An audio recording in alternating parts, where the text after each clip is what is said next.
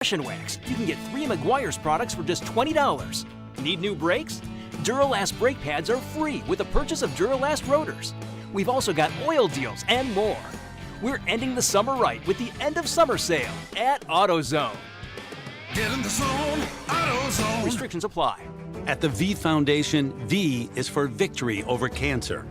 V is for victory over giving up. Don't give up. Don't ever give up. Join our team in the fight against cancer at V.org.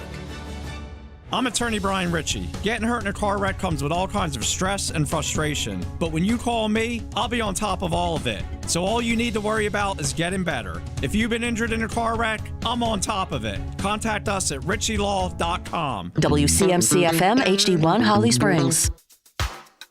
Hey, it's Adam Gold, and today is the Best of the Adam Gold Show program. I am still celebrating my birthday from Friday. All right, we have a big show for you today. Doug Gillen from App State's going to lead us off. Bryn Renner, Mark Brazel this hour. Let's get right to it. App State's Director of Athletics, Doug Gillen. Entering year 12 as the athletic director at App State, Doug Gillen got some good news yesterday. The former AD now at Louisiana, Brian Maggard, left for a job at the University of Missouri. And if I'm not mistaken, it looks like it was your old gig as deputy athletic director, although he also has the title of chief operating officer. That opened up a spot in the College Football Playoff Committee that you are going to fill. Doug Gillen, how are you? I'm doing great. Yeah, life comes at you fast, and Brian got a great opportunity to go back to Missouri, which did open up this opportunity for me to join the College Football Playoff Committee. How big a deal is that for you personally? Well, I think it's great to be part of this. Certainly to be able to be in the room and give back to the sport of football. It does so much for certainly all of athletics, but at Appalachian, a key component of everything that we do. So yeah, I think it's really important, and I'm looking forward to giving back to the game. I honestly do not know how they go through the process. Boo Corrigan was the committee chairman a couple of years ago. I know Bubba Cunningham has been on committees, so I really don't know how they go about the business of selecting this. I'd like to think it's merit-based. You've done a great job at App, and the football program stands, on its own merits. Hasn't quite been where I know everything has changed over the last several years in college football. Hasn't quite been what App standards really are.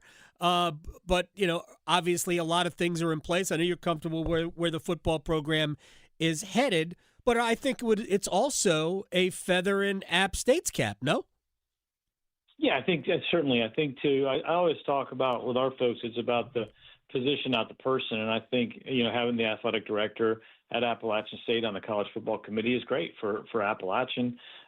Certainly, from what we've done in the sport of football over the years and the great tradition and history we have, I think it makes a lot of sense, and I think it's great to be on it. Doug Gillen, App State, Director of Athletics, and now part of the College Football Playoff Selection Committee. So, as a member of that committee, when does your work begin in terms of the process of helping to influence the selection of the teams? Right now, I think, I know, so right now I'm not in a meeting. We're in California with an orientation, and I'll learn a lot more. Right.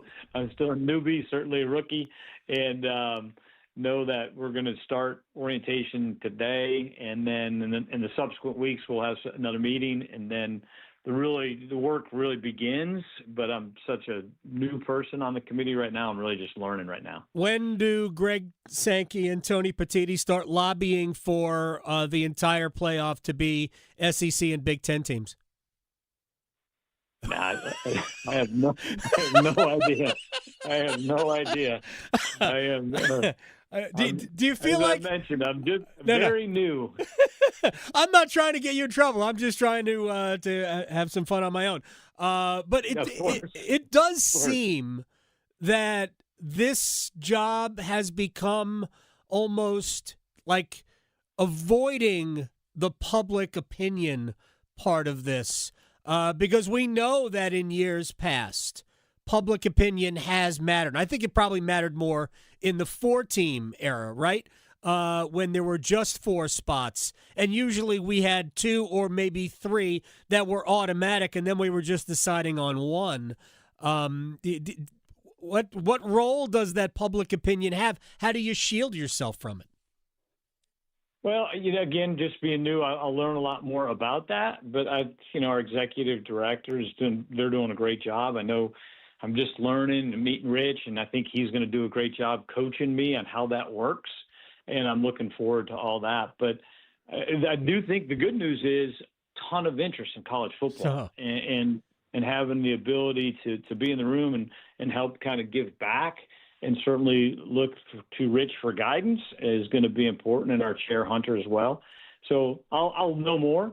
But I do certainly, I've been on the other side. I've been watching with great interest over the last couple of years and see how they have done their work, and I'm looking forward to being part of it. You don't have to answer this question if you don't want to, but have you watched those Tuesday night shows and gone, okay, what are we talking about here? I have not. I have not watched the Tuesday night shows and gone what we watched, but I've certainly watched an interest at times of how they do their work. Doug Gillen, App State Director of Athletics, is joining us here on the Adam Gold Show. If you're just tuning in, a member of the College Football Playoff Selection Committee. Let me ask you just some broad things about college football. Are you a 12-team field guy, a 16-team field guy? What about 24? Especially, I would imagine your answer will be what's best for App State, but where are you on those numbers? I think, what's best for App State. But, I like where we're at right now. The good news that's in conjunction with this committee, I certainly learned a lot more, but I think 12 works. And I'm really anxious to learn a lot more inside the room, but I'm good where we are right now. Yeah, well, I think whether I talked about it with you or I talked about it with Coach Loggins, and other coaches who are in the group of 5, actually, I guess now it's group of 6, is that there's a guaranteed spot. And in this past year, there actually ended up being 2 spots because 5-loss Duke wasn't going to get a spot as champions of the ACC.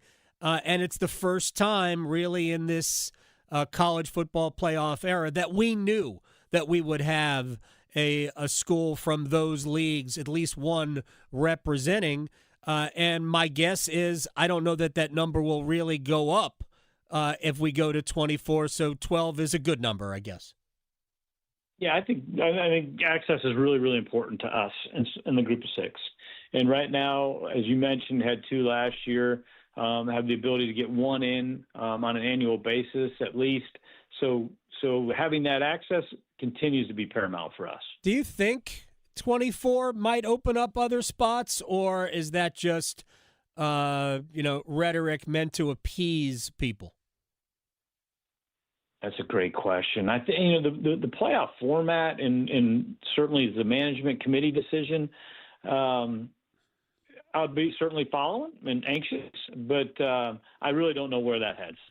Doug Gillen, App State Director of Athletics, joining us here on the Adam Gold Show. Let me just ask you about, and you can get into as much detail as you want or just kind of brush it off, the Protect College Sports Act. Because we only really cared apparently about what Tony Petitti and Greg Sankey had to say, a little bit about Brett Yormark and Jim Phillips from the Big 12 and ACC. But where does Doug Gillen and the Sun Belt stand on the Protect College Sports Act? We're supportive. Sun Belt's been supportive. App State, certainly part of that conference, taking our guidance from our commissioner, Keith Gill. We're supportive of the Protect College Sports Act. We would love it to get through, and create some guardrails. Doesn't, go all the way. But we desperately, I do think, as a conference and certainly as Appalachian, are looking for more guardrails. My own feeling is that what Congress is creating will likely be challenged in court and probably beaten on antitrust levels down the road, because we all know the NCAA's record in court would not qualify for a bowl. But wouldn't it be better if the NCAA solved their own problem? Well, it's a great question. I think the NCAA has tried. As you mentioned, litigation continues to happen at every turn. I don't know how you avoid that. So therefore, I think the Protect College Sports Act gives us some of that that will help the NCAA manage. But right now, in the absence of some guardrails, to your point, yeah, we're going to just keep being in court all the time. I mean, billable hours. Now they qualify for. They're a playoff team. Billable hours is probably the one seed. Doug Gillen, athletic director at App State, is joining us here. I want to talk about your own football schedule, if I could, because it leads me into another issue that I've got with college football, in that there really is no mechanism to reward challenging non-conference schedules. Your group are making road trips to ECU. They should be good. And NC State. They should be good at risk of, I'm not saying you're going to lose those because App State's a formidable opponent for both of those schools. I would not be shocked at all if the Mountaineers won those games. But it does invite a loss into the equation, and I think that's the number one thing that the voters look at, regardless of who you played. How many times did you lose? So what is the philosophy of App in non-conference scheduling? I mean, I'm impressed with these two games. What is your philosophy about it? Yeah, I think if you want to get into the college football playoff, it's always been my opinion, even prior to being on the committee now, for all one day. But you're an old hat at this already. That's right. I think it's always been my opinion that you got to play a challenging schedule. That sooner or later, folks that are looking at who's going to get in are going to look who you played, who you beat, where you beat them. And plus, you and I have talked about this before over the last couple of years. I also think that we have a responsibility to the state of North Carolina from an economic impact standpoint to play schools in our state. And so that's why, we're going to take the Mountaineers down to East Carolina. They got a great program. They're back. We're going to bring Charlotte up to our program, or up the mountain, and they're doing great. I mean, they're getting better, getting their stuff in order. And then certainly NC State's always good. So we're challenging ourselves, which I think is the answer to your question. We've got to challenge ourselves. We've got to play people that will end up having great years. East Carolina will end up having a great year in the American, I believe. So those are challenging games. And then in your non-conference, and then, as I mentioned, play in the state where our fans can go watch us play. Our band can travel and go be there, and our alums across the state can go to these games. I think is really, really important. So this schedule, I really like. It's challenging, but I really like it for all of the things we talked about. And I've said this hundreds and hundreds of times. I mean, it's a shame that neither of those two high-profile games are at your place, but I know maybe State doesn't.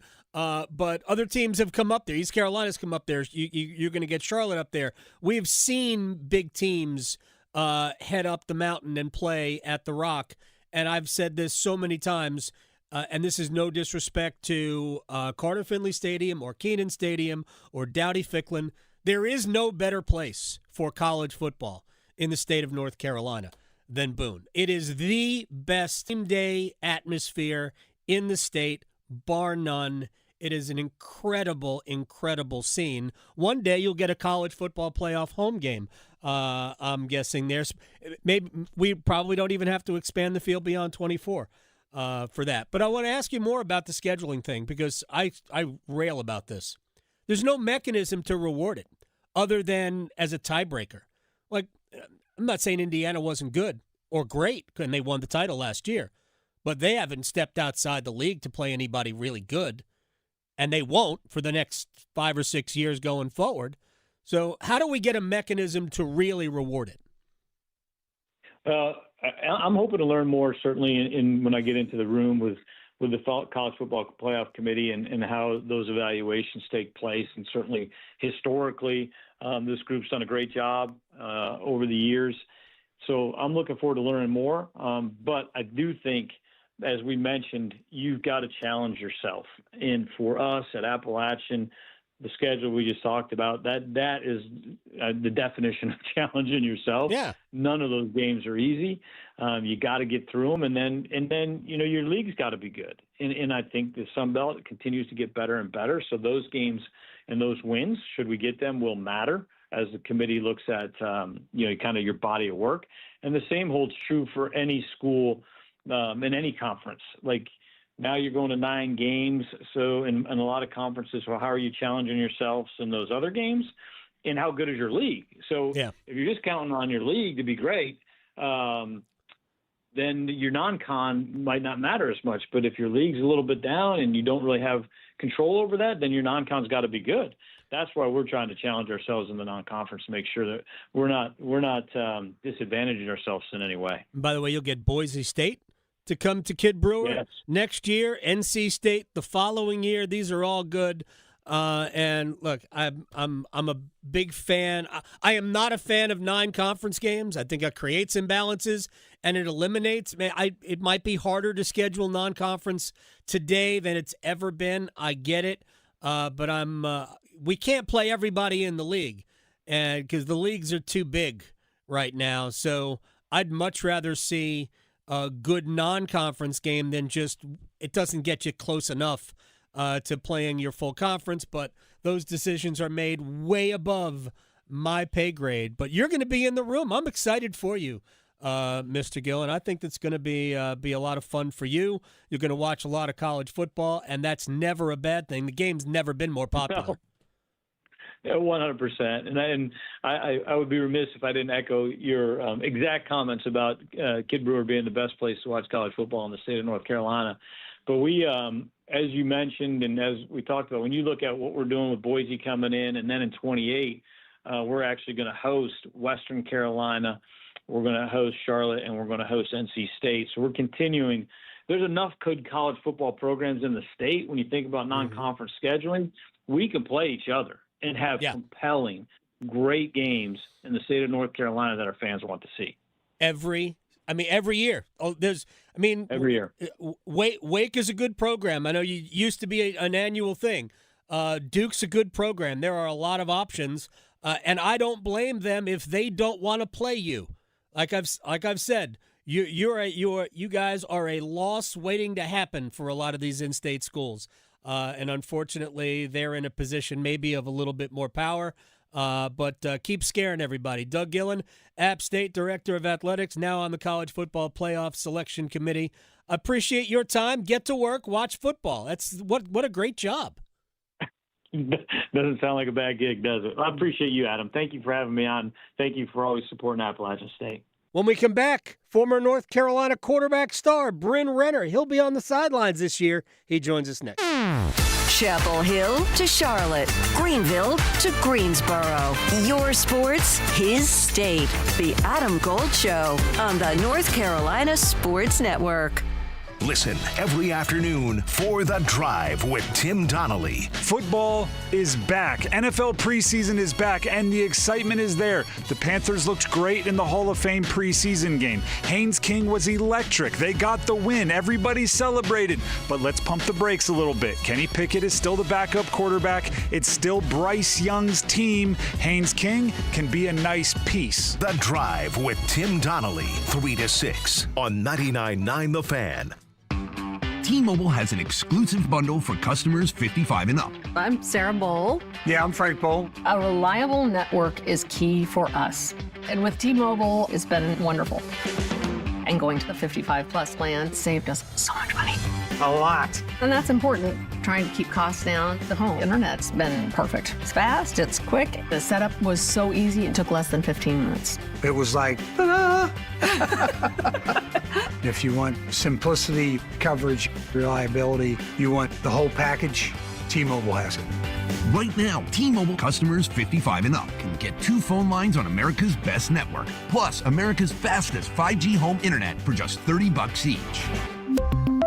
$30 per month each line with autopay plus taxes and fees. Minimum age 55. Pricing for home internet rely on 2 lines of Essentials. Choice 55. $35 connection charge per line required. Best mobile network and fastest 5G home internet based on analysis by Ookla of Speed Test Intelligence data 2H 2025. All rights reserved. You could argue that making jewelry by hand is yesterday's way of doing it. You could claim that being particular about custom design and old-world craftsmanship slows down the process. You could call us old-fashioned, and you'd be right. Because the heart and soul of Bailey's is our workshop, where skilled craftsmen create heirlooms meant to last for generations. Come see why we've been voted the best jeweler year after year. Bailey's Fine Jewelry. Every woman wants a Bailey box. It's time to celebrate Global Golf Raleigh's anniversary sale August 24th to the 29th. Save $50 off purchases of $300 and $125 on $600. Plus pre-owned Vokey wedges starting at $89.99 and take 20% off golf bags. Also get a huge 50% trade-in bonus towards your next upgrade. Visit the Global Golf Outlet at 7320 ACC Boulevard in North Raleigh. Open Monday through Saturday, 10 to 6. Global Golf, home of the best deals in golf. Some exclusions apply. In-store offers only. Jake from State Farm. I just beat my running PR, so I'm celebrating with the Banana Bonanza smoothie. Hey, and you can keep celebrating when you create an affordable price just for you by bundling your home and auto with the State Farm Personal Price Plan. Go bananas. I will. Hey, make it a large. Bundling, just another way to save with the Personal Price Plan. Like a good neighbor, State Farm is there. Prices are based on rating plans that vary by state. Coverage options are selected by the customer. Availability, amount of discounts and savings, and eligibility vary by state. Hey folks, Dennis Cox here from my good friends over at Law Tigers. Over 25 years ago, Law Tigers was built for one thing, for riders and by riders. Every time you're out there on the road, they protect what matters most, your freedom, your family, and the ride. Injured in a motorcycle accident? Call 1-800-LAW-TIGERS or visit lawtigers.com. Every time I'm on the bike, I know Law Tigers has my back. LawTigers.com. Law Tigers is a network of independent law firms who are members of the American Association of Motorcycle Injury Lawyers. Law Tigers is not a law firm. Labor Day weekend's about making the most of just one more summer weekend. And Tractor Supply's got you covered with $100 off select grills, up to $200 off gun safes, $100 off select chicken coops, and up to 20% off aluminum truck boxes. Whatever's on your Labor Day list, now's a great time to check it off. Shop your local Tractor Supply store or online through September 7th. Tractor Supply, for life out here. Welcome back to the Best of the Adam Gold Show. Bryn Renner, North Carolina, former quarterback, now part of the radio broadcast team on the sidelines. Great vantage point. View from the sideline. We had Lee Pace on the show a few weeks ago. We talked about his, 3 decades on the sidelines covering UNC football. Bryn Renner, my friend, Tar Heel legend, will be manning that microphone now. And I cannot be more excited to hear what Bryn will tell us from the sidelines. He joins us on the Adam Gold Show. I'm excited for you. That's a great vantage point. How you doing? Adam, always great to catch up with you. How you been? I've been good. I just got back from the Stanley Cup final parade, so I love it. I'm ready to go. We had a short run up to the football season after hockey. You spent a good chunk of last year in the booth. Now you're going to be on the sidelines. You've spent a lot of time on the sidelines, on the field. So you're comfortable with that vantage point. You got to be excited for what's to come.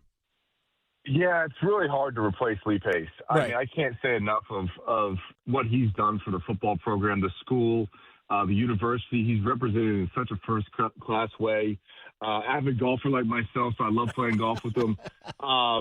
And he's going to be around, but I think, what he contributed on the sideline is the inside information, being close with the coaches, developing relationships with Mac Brown, 1.0 and 2.0, and kind of keeping the fans engaged in our football program is something that you can't replace for me. So I'm just going to try to be myself, Adam, and that's, I caused a lot of controversy, so hopefully I won't do that. But, it's going to be a lot of fun. I think, look, I grew up as a ball boy with my dad being the high school coach. Yep. So, it was like running on sidelines and being around the players and then doing it as a player. And then I coached 5 seasons from the sideline. So, It's going to be something that, I'm going to have to make sure my mic's off when we score touchdowns.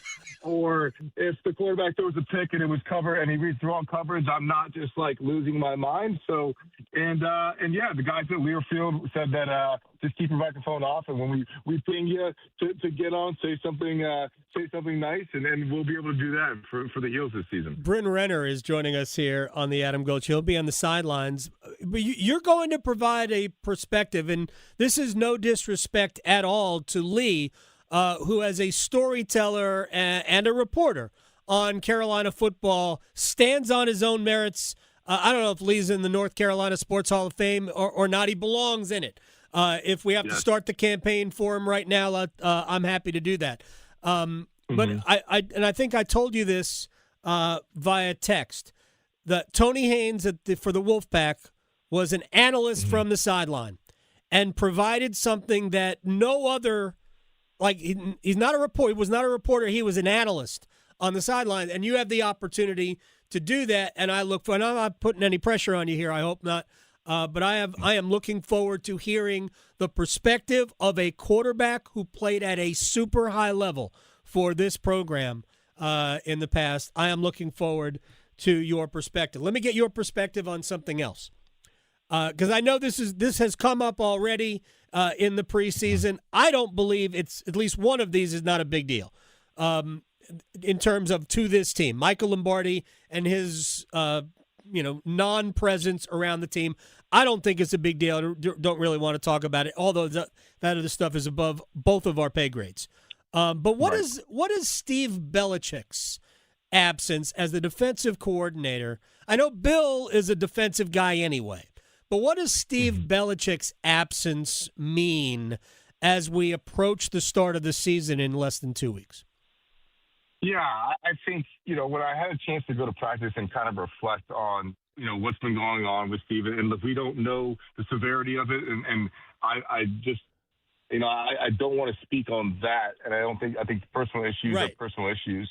And so from a football perspective, Adam, and look, I had the ability to coach on defense with Butch at FIU.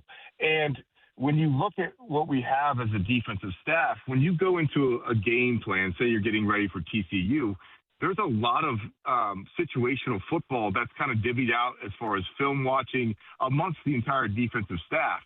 So when you lose a defensive coordinator for a certain amount of time that's unknown, people kind of pick up the slack as far as, hey, this is a third and long, breakdown of what TCU is going to do. TCU is going to do offensively. This is a, running game breakdown that they're going to do. So each individual coach takes, responsibility for that section of the film breakdown.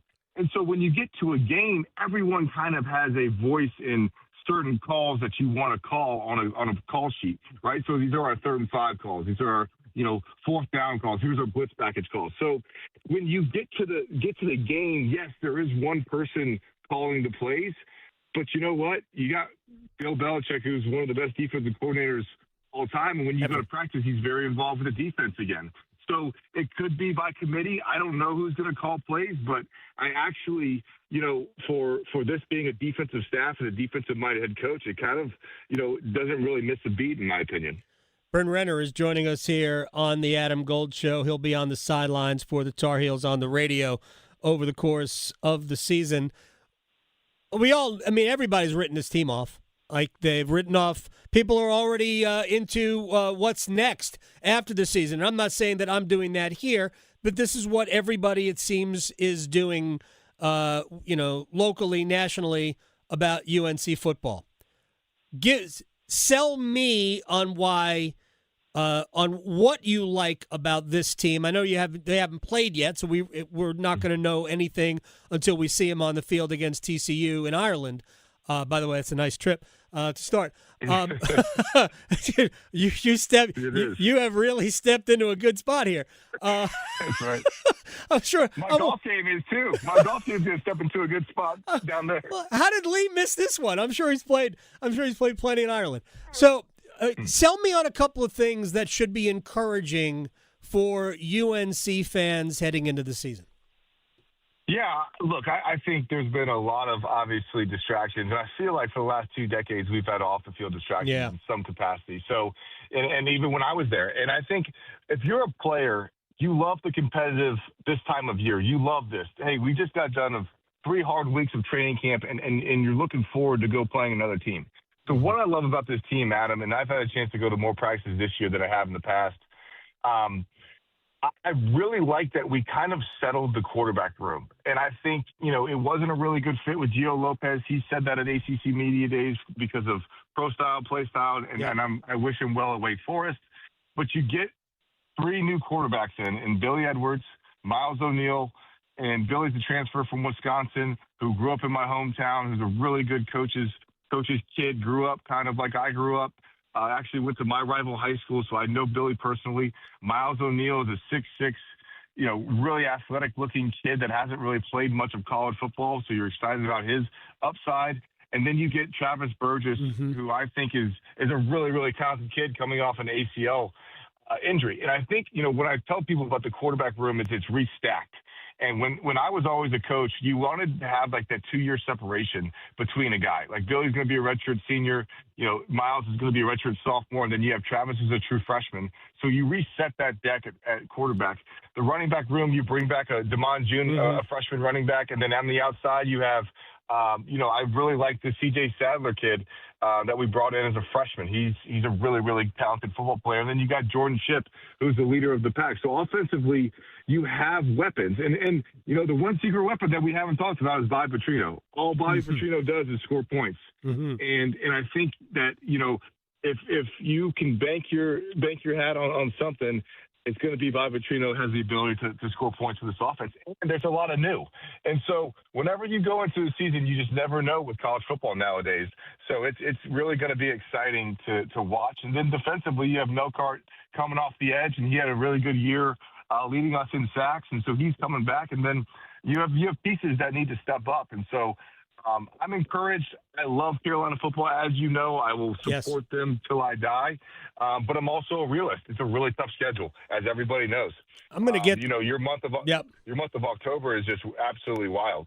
Well, that's one of the things I was going to ask you about. But I just want to go into the kind of tap into your nostalgia for a second. I've obviously had plenty of conversations about where did this start going sideways. And I go back to the decision. Frankly, as an administration, it was not great the way they treated Butch.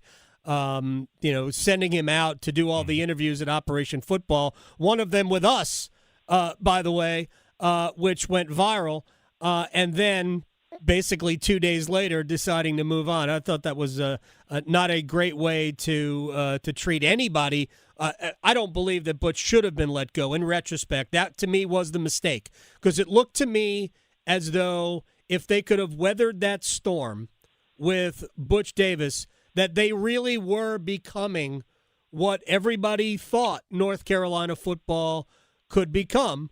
And I might be preaching to the choir here because I'm sure you feel similarly to me. How did you feel about that era of UNC football? There were a lot of good players there.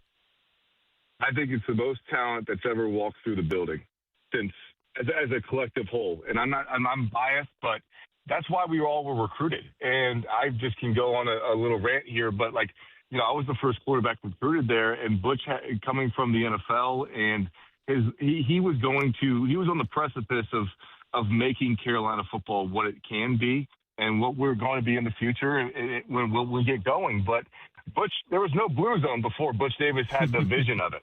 There was no, he built new locker rooms for us. He had a vision of how to transform football programs, and we were a top 10 team going to play LSU with our starters out. And so if you look at the talent that was there, I mean, the Rob Quinns, the Greg Littles, the Marvin Austins, unfortunately they made bad decisions off the field, but there was talent in the room that you're like, wow, these are first-round draft picks. The Eric Ebrons, the 7th overall pick, the Jonathan Coopers, the Giovanni Bernards. You can go down a list of just guys that are draft picks that are played 10 years in the NFL. And I think when we look at college football, what Butch did so well was evaluating high school kids and to getting them to their potential. I think the lost art in football, Adam, is coaching a kid in college and not just relying on his talent. I think it takes a lot to get that player from a freshman that doesn't know anything to a college football senior that is a really, really NFL-ready type player. I think we're missing that gap of, hey, Butch hired a really good staff. Sam Pittman was the offensive line coach. Charlie Williams, NFL receiver coach. He was our receiver coach. John Shoup was an NFL offensive coordinator. He got NFL guys to coach college football. And I think now those guys just want to stay in the NFL and don't want to come back to college. And you're seeing it with Coach Belichick now. We're lucky to have him. But I think Butch was on the forefront of getting guys in the building that were pros. Yeah, and nowadays, because of the portal, and it's not so much NIL, although that has exacerbated the movement around because you're kind of gravitating towards where are there available funds. But with the freedom of movement, it's harder to coach guys, isn't it? Absolutely. I think it's very hard to coach guys because, you're basically coaching guys on a 1-year contract. Yeah. And really that turns into 6 to 8 months because you really can't get to training camp and get the pads on and really get physical until you get to training camp. And some kids will jump ship because they look at the depth chart and they don't want to fight it out. I sat for 2 years.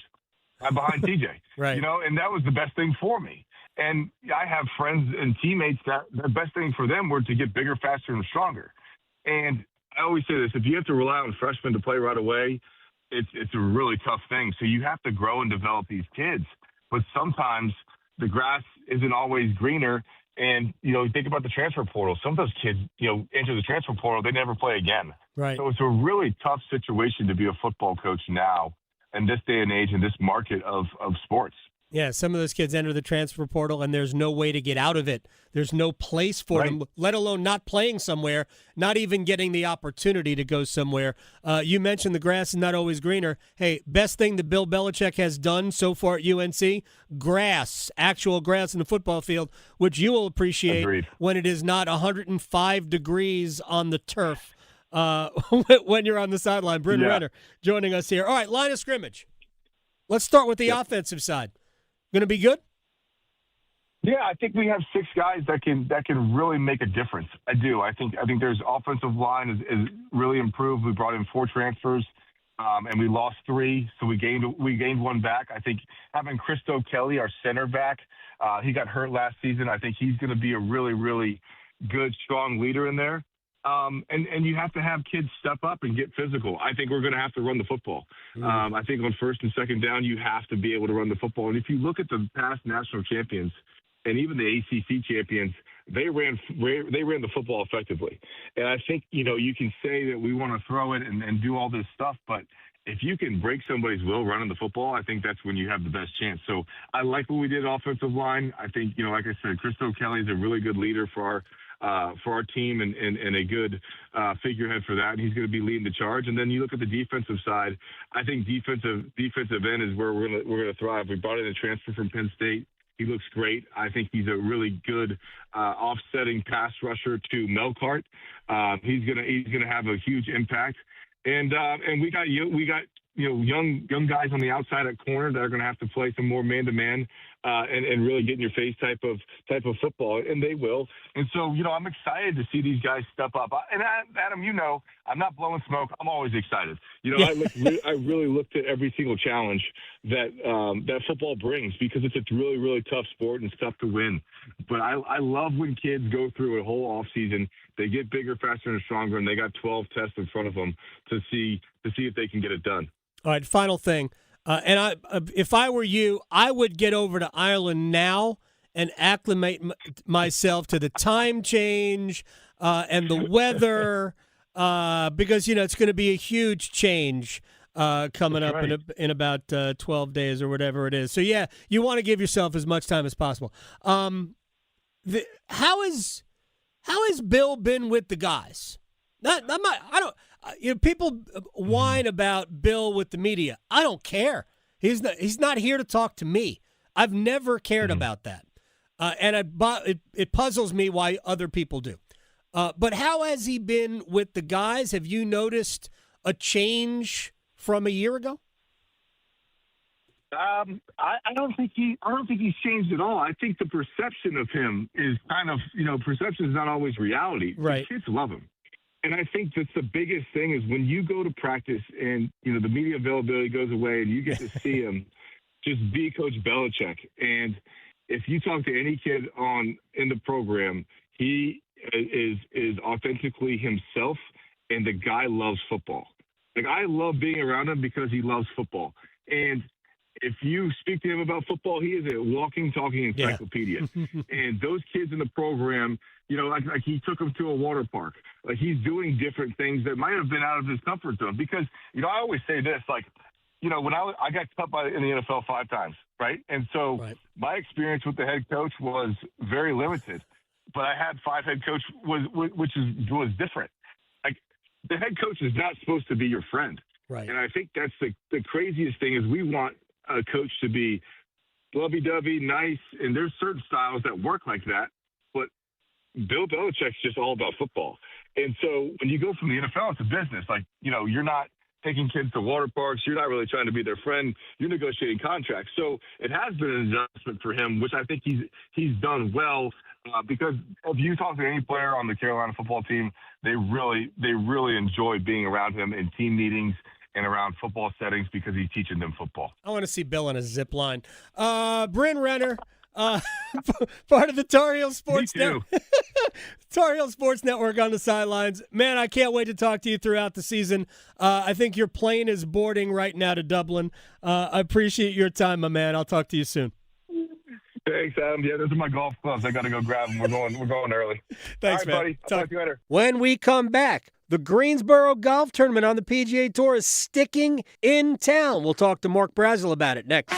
Talking sports, dropping truth. The Adam Gold Show on the North Carolina Sports Network. You probably know that rechargeable batteries power electronics like mobile phones, gaming devices, and power tools. But did you know these batteries are also found in devices like electric toothbrushes, CPAP machines, and many more, and should not be disposed of in your trash or recycling bins as they can cause fires? To see a list of devices with lithium-ion batteries and where to dispose of them safely, visit batterysafe.nc.gov. That's batterysafe.nc.gov. Remember, skip the bin. Turn your batteries in. Out here, in the middle of all these acres, it can feel like you're the only person on Earth. And sometimes, that's how it feels when you're going through tough times. Stress builds up, you have trouble sleeping, maybe your mind is racing and you just don't feel like yourself. So what do? We get help. Lots of people are struggling with their mental health. It's more common than you think. The good news is, there are people in our community who are here for us when times are tough. Sometimes, just talking to someone can make all the difference in the world, so we don't feel so alone.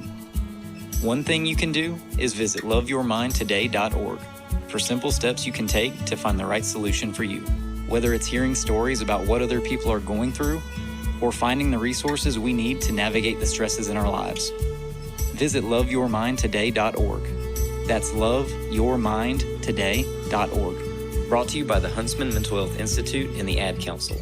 Turning 65 soon? Navigating Medicare can be overwhelming and confusing, but you're not alone. The NC Department of Insurance SHIP program can help. SHIP counselors can help you understand Medicare benefits to make your best choices. Visit ncship.com or call toll-free at 855-408-1212. SHIP provides free, unbiased help in all 100 counties. Project supported by grants from the Administration for Community Living. Contents do not necessarily represent official views of, nor an endorsement by ACL, HHS, or the U.S. government. No matter your struggle, you are not alone. The 988 Suicide and Crisis Lifeline is free, private, and always available.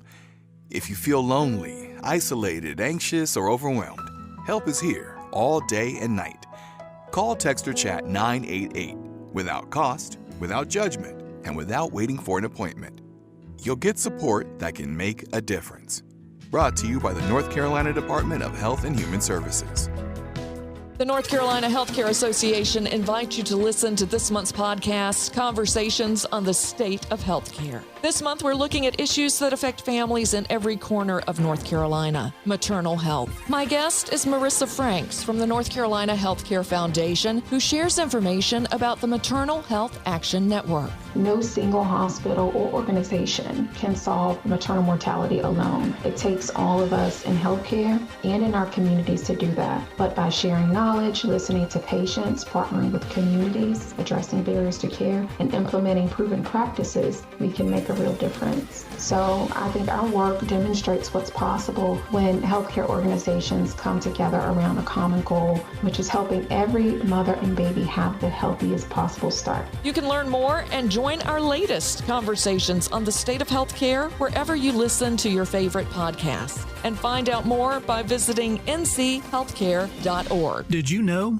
Atlantic hurricane season runs through November. From gathering necessary supplies to planning an evacuation route, now is the time to make sure you and your family are prepared. And if a storm damages our electric system, local public power providers are ready to respond and restore power quickly and safely. As a public power customer, you benefit from having an electricity provider that restores power faster than other providers do. Visit electricities.com for storm preparation tips and resources. Hey, it's Adam Gold. This is a Best of the Adam Gold Show. Mark Brazel, tournament director, fancier title. Greensboro tournament on the PGA Tour. They're keeping it on the big tour in 2028. Sunday, Michael Brennan won the Wyndham Championship, and if I am not mistaken, it makes it back-to-back seasons for Wake Forest alum to win in Greensboro at Sedgefield. Mark Brazel, tournament director of the Wyndham Championship, which will have a name change in a couple of years, but just not right now. He joins us on the Adam Gold Show. Did I get that right, that Brennan succeeded Cam Young, both Wake Forest guys? Two digs, right? Back to back. You're right about that. Yep. That's awesome. First of all, congratulations. I know you had a big announcement today. We had kind of heard the rumors the last couple of weeks that it was going to happen. But to be part of the big tour, I guess they're calling it the championship tour on the PGA Tour starting in 28, has to be incredibly exciting. Yeah, we really are excited about that.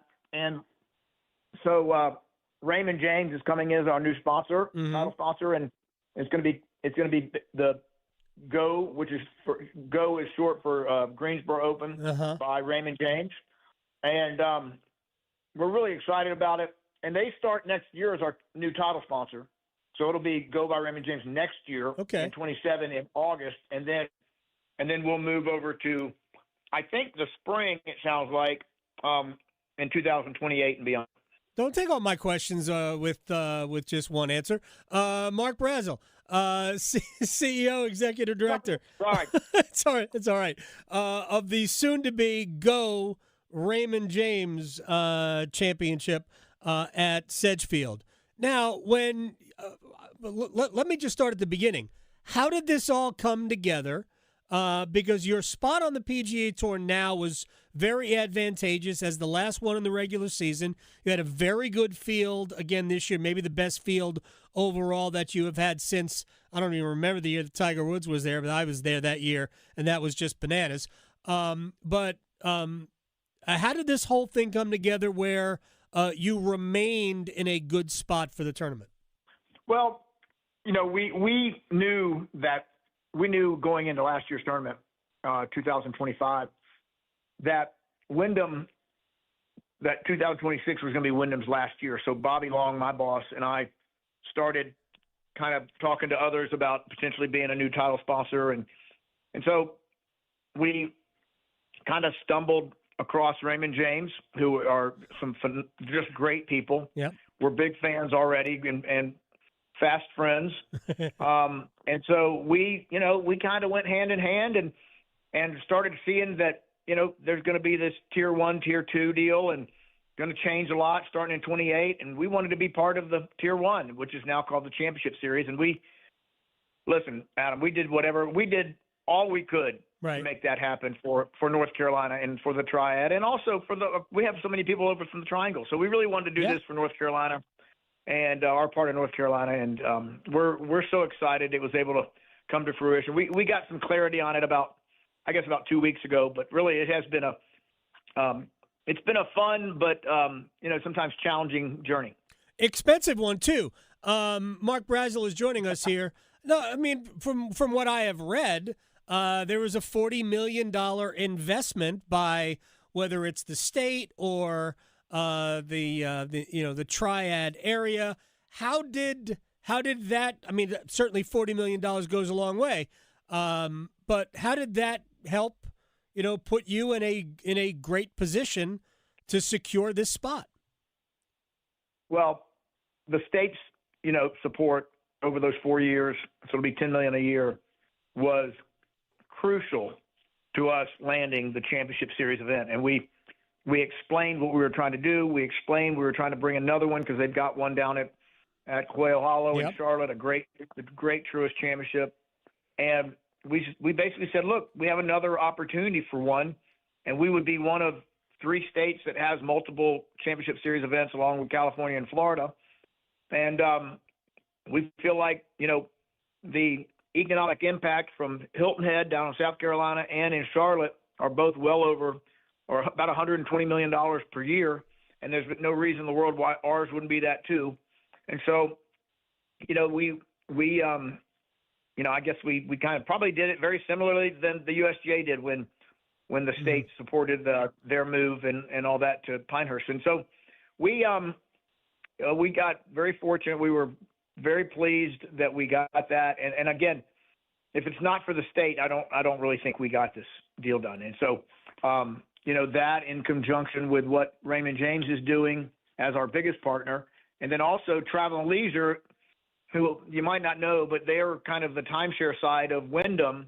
Okay. They're now a separate company called Travel and Leisure, and it's the largest timeshare company in the world, and they're sticking with us too, and they're going to be kind of like a secondary sponsor as well. Mark Brazel is joining us here on the Adam Gold Show, Chief Executive Officer of the soon-to-be Go Raymond James Championship. Here's what's I was talking about this. It was either Bob Herrig or Gary Williams last week. I think it was Gary Williams. And I go back to the Greater Greensboro. That's what the Go is. You say Greensboro Open. I go back to the Greater Greensboro Open when it was played at Forest Oaks. I remember Seve Ballesteros winning there. I remember how big of an event that was, and it was in the spring then. And you say you're at a different spot on the schedule. Man, you really hate to lose, the early August weekends in Greensboro, North Carolina. Mark, I know you're disappointed about that. But what time on the not really, not at all. What time on the what part of the year in the calendar are you hoping to secure? I'm hoping that it's going to be in the April-May time period. But you're right. I mean, I know you're being sarcastic because August, oh my God, there's 3 things that kill us in August. It's the heat. Yeah. And then the second one is the afternoon showers that can just disrupt everything. And then, not to mention that normally we're like the week right before everybody goes back to school. So nobody's really here. Yeah. they're all like, on vacation or whatever for one last trip to the beach or one last trip to the mountains or whatever. So we struggle with that, and we are kind of looking forward to getting out of the late summer time frame. Not to mention you'll have so I'm going to ask you a question about the course in a second, but a lot fewer players, right? No sponsors exemption, so Raymond James can't say, hey, we want this guy to play. They can't do that anymore, is my understanding, and I whether that's good or not doesn't even matter. But I think those are going to be the rules going forward. You'll have fewer. Those are both correct. Yeah, you'll have fewer players. Maybe that's good for the course. How different will the course play? Let's say you've got that event, mid-April. Maybe it's the week. Yeah. Maybe it's the week before the Masters, early April, or maybe it's 2 weeks after. Maybe it's after Hilton Head. I don't know. But how different will the course play?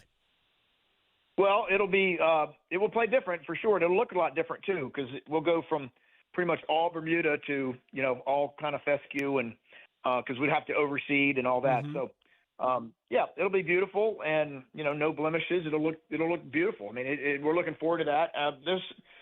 There's still ways to make it hard. You can make it hard just by what we've done already here with the rough.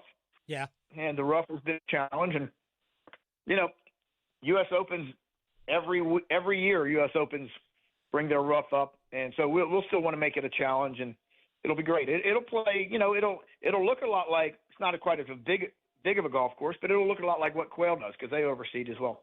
All right, final thing, because you alluded to it, the commitment for the highest level of professional golf in the state of North Carolina.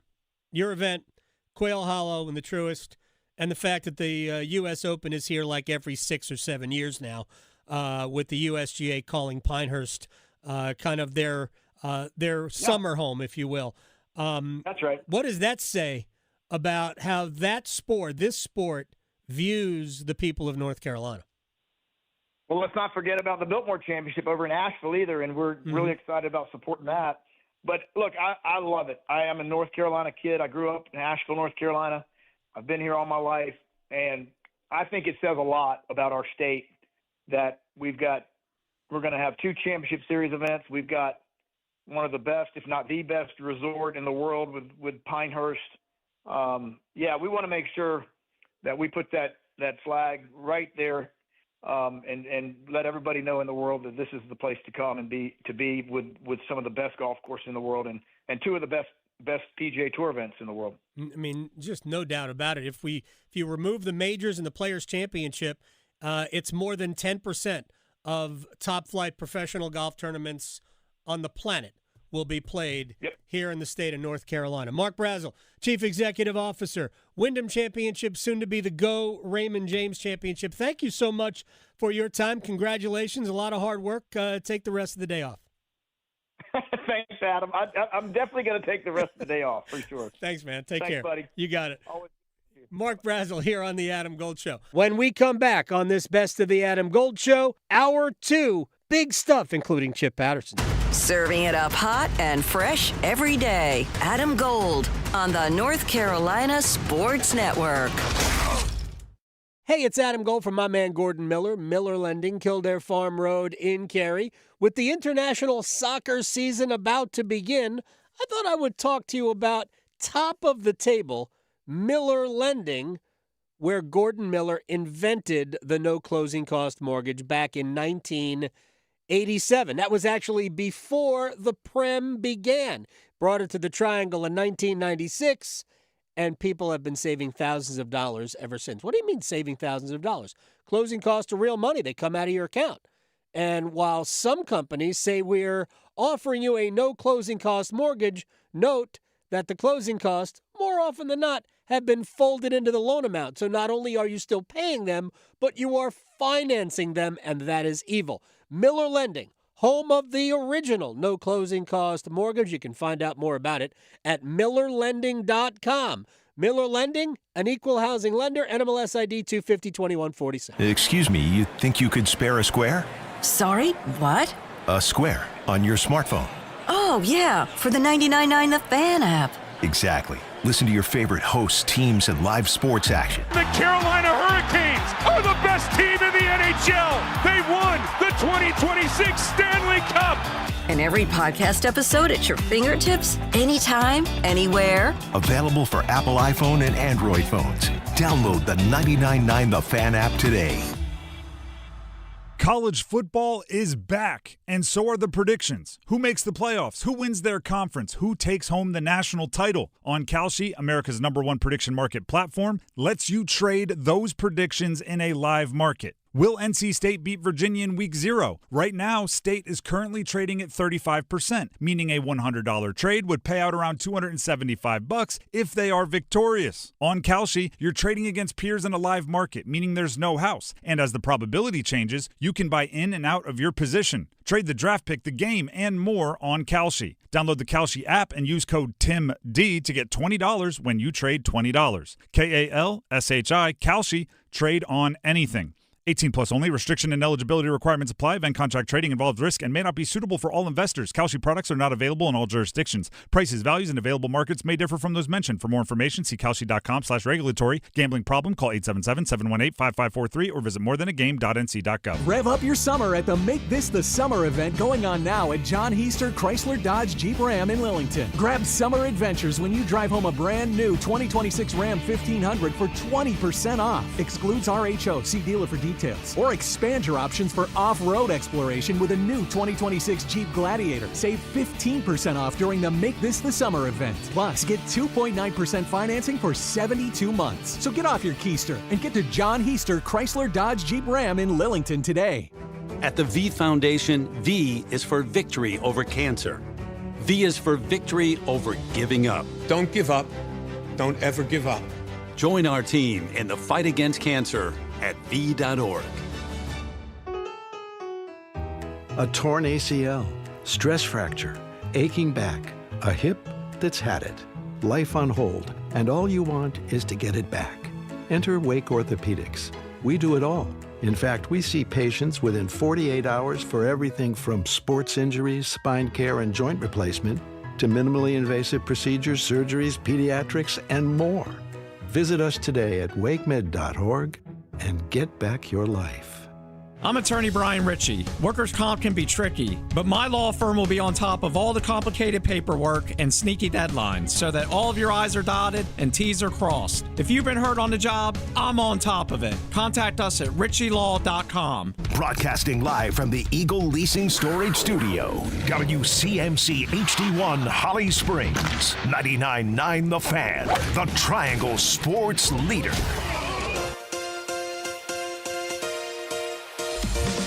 Hey, it's Adam Gold. This is the best of the Adam Gold Show. Let's get stuck right in to the Carolina Hurricanes hockey news. Canes reporter Ryan Henkel.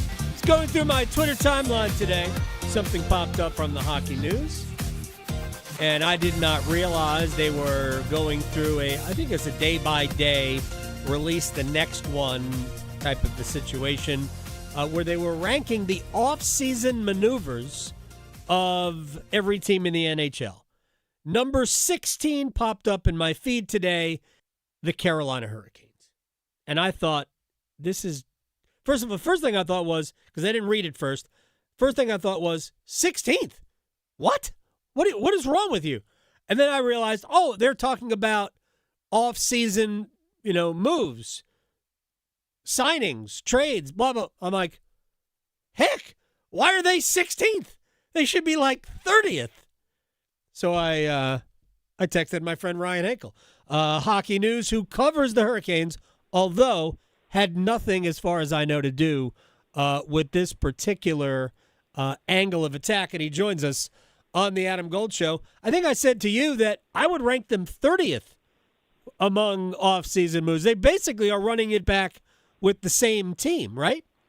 Yeah, pretty much. I mean, technically they've lost more players than they've added. They net negative overall in terms of total roster construction with, Frederick Anderson going to Edmonton, Mike Riley unsigned, Right. Alexander Keeshan, who knows what's going to happen there. But it's basically the same team minus a few parts. So, in terms of, like you said, the roster construction, they really, off season, they didn't do too much. They have been rumored to have their hands in a lot of different areas.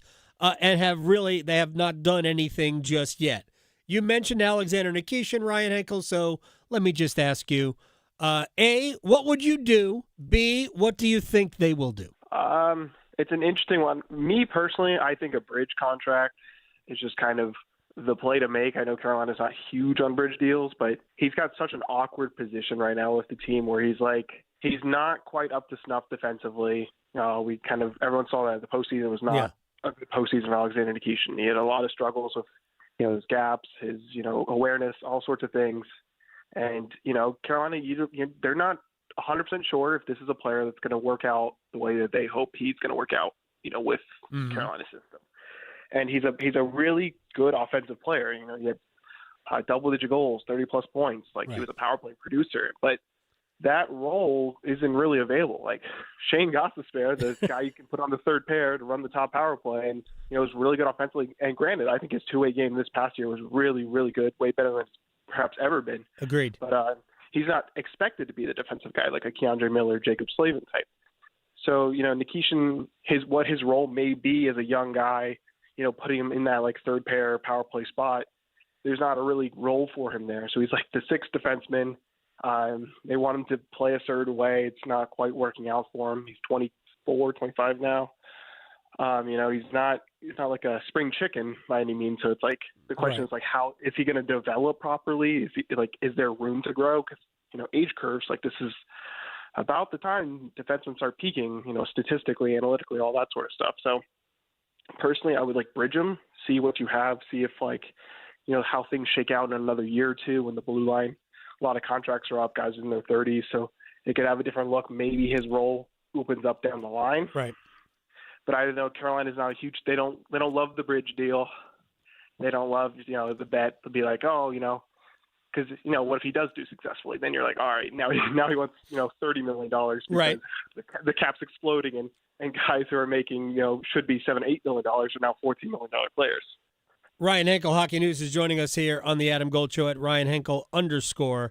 At the end, the last bridge deal really was Martin Necas, and I think they looked at it as an opportunity to move him, and I think we could, even though they moved him initially for Mikko Rantanen, it certainly seemed to have worked out in Carolina's favor with Logan Stankoven, using a draft pick to get Keandre Miller, and also not even underrated, Taylor Hall's addition to this team has been amazing. So they certainly turned that into a very, very positive thing. But I agree with you. The way I've looked at it is I'm willing to buy a year of Alexander Nikishin to see. And I think if he is legitimately, if he shows better signs of defensive improvement, then you could invest in him for a long-term contract in the $9 million a year range. But maybe if he shows signs defensively, maybe that number does go up. I don't know. But I certainly I would be willing to buy at least a look at a half season because I don't know that you're selling. Maybe you are selling on a high. What do you think they could bring back right now in exchange for Nikishin that would make them significantly better? Put me on the spot here because I am. You're asking me to go into the mind of an NHL general manager. Right. We all you don't know have to give me an actual player. Seriously, I don't know. I never answer these questions with a specific player. I just talk about an idea. It's an interesting proposition because, what does Carolina need? What does the Stanley Cup champion need? And, obviously the big area you could say is goaltending because there's not a definitive answer in goal. Like we all know Pyotr Kochetkov has had really good stretches. He's had really bad stretches, and he's coming off of, a hip surgery that we don't know how that's going to impact his, future. And then Brandon Bussi, obviously one of the best stories ever in the NHL, comes in and, helps them win the cup.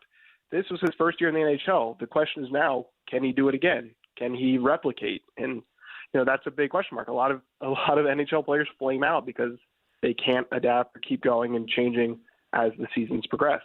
So it's a big question mark for Carolina in goal, whether or not they can get improvements there. But again, we also know that Carolina isn't a team that's going to invest a ton of money into goaltending. Right. They've gotten results from their defensive play in front and then asking the goaltender just to make those key saves here or there. They don't have to be, the workman type. Like obviously Connor Hellebuck's from Winnipeg's name was out there for a long time, all summer pretty much. But is he going to be, obviously he's going to be a difference maker. He's gold medal winner and he's multiple Vezina, Hart Trophy winning goaltender. But is that, does Carolina need, I don't know how much money he's making, like $10 million No, it's about 8.5. But I would argue they don't. I would not do that if I were the Hurricanes. No, so it's like I look at it and it's like, up front, they've got 3 really good lines. They've got some good prospects coming up through the ranks. Bradley Noe, Felix Ingerswarm, who could potentially, be impact players one day in the NHL. You look at the blue line. Obviously, there's some guys on the wrong side of 30, but you've got the Keandre Miller, very young, up-and-coming player, is going to be your anchor for a long time. Mm-hmm. You've got, Yoel Nystrom and Charles Alexis Legault, both prove that they can come in and play those bottom 6, minutes. You don't have necessarily a young offensive stud in the blue line, right, in the prospect pool. So, maybe that you flip him for a guy maybe you have a little more faith in. But again, it's then asking, like, you trade this mystery box that could be something for another mystery box. It's an interesting proposition because I just don't know. There's not like a huge area where you're like, this team needs a big upgrade here because they just won the Stanley Cup. They prove Logan Stankoven can be your 2C. Jackson Blake has emerged as a great top 6 option. Taylor Hall still has plenty left in the tank. Nikolai Ehlers, for goodness sake, was playing in the bottom 6. Well, I would proven they got all the pieces. I would argue that based on ice time, he was still playing in the top 6. But very true. All of those things are open to interpretation. Ryan Henkel, Hockey News. Here's what I would do with the idea of like making a trade using Nikishin. A winger with some size who can score. I'm not even. I don't have a player in mind, but a winger with some size who could score. I would not be looking to replace Seth Jarvis right now with a rookie. I would be looking at a veteran, somebody who can you can plug and play into your top 9. Or at some point, Jordan Staal is not going to play forever. There needs to be a replacement for whatever we assume Jordan Staal is now. Next year, the year after. I think he'll play 3 more years total, including this year. But there has to be some thought given to what's next at that position, and I don't think they have anything like that within their system on the horizon. No, Jordo is, granted, like people, if you're someone who just looks at the stats, you're like, oh, this guy gets 10 goals, 30 points. Whatever. He plays like a third-line center, but it's like, he's also one of the best shutdown centermen in the entire NHL. He's a massive human being who can just physically power people. He controls the pace of play. He controls the puck. Like, he kills penalties. Like, there's so much vitalness to hockey that goes beyond that Jordan Staal does. And like you said, there's not a player like Jordan Staal necessarily. Even, there's only a handful of those guys in the league. Yep. Those top selkie big centermen. So it's like, it was a treat. It's a treat to have a Jordan Staal, but it's like you said, losing him, it'll be very interesting to see how the team dynamic shifts, and that could be a thing you look for. Like, can you find a big centerman that you can rely on down the line? All right, it will. Is Jalen Chatfield a Hurricane 12 months from now? I would lean on potentially no, because just he's got a little bit of injury history now. The price of the bag's going up. There's a lot of different factors, like I said, and they have Nystrom, Charles Alexis Legault, these guys coming up through the rankings. That as much as I love Chatty as a player, great player, great guy too, especially in the room. The way Carolina kind of analyze these things, they don't like to make big bets, long contracts on guys passing their prime, going like I said, on the wrong side of 30. I think he's 29, 30 now at this point. 29 right now. So another year, 30. So you're looking, a 3-year deal to 33 wouldn't be terrible. I think Eric Tolsky's put a lot of emphasis. I'm sorry, he is 30. He turned 30 in May. Okay. I said Eric Tolsky puts a lot of emphasis. I kind of think more on locker room kind of chemistry. I think that's one thing he's talked about learning more. Is that that kind of thing matters. He is a chemist. So I can see it both ways, but I would lean towards no, because I think Carolina needs to get a little more aggressive on upgrading their blue line in a year or two, looking out, because I think there's nothing in the system that I look at right now and I'm like, oh, that guy's going to be the next top 4 defenseman. Right. There's a lot of guys that can play their role, that can plug in and play, and I think Jalen Chatfield is an example of that. When they picked him up, off of the free agency waiver wire after he was in Vancouver, put him through a year in Chicago, and proved he could be much more than he was. But that's the thing. It's like you're not going to pay a premium for guys that you can kind of find that replacement, that cheap guy. And, and I think there's room to improve a year or two down the line in the blue line, and he could be one of those parts that's expendable as much as I like him. My prediction here, and I'll let you go here, is that during this season, they extend Jalen Chatfield for 3 more years. That's my prediction. I have no inside information. People understand that. But I think they will extend him.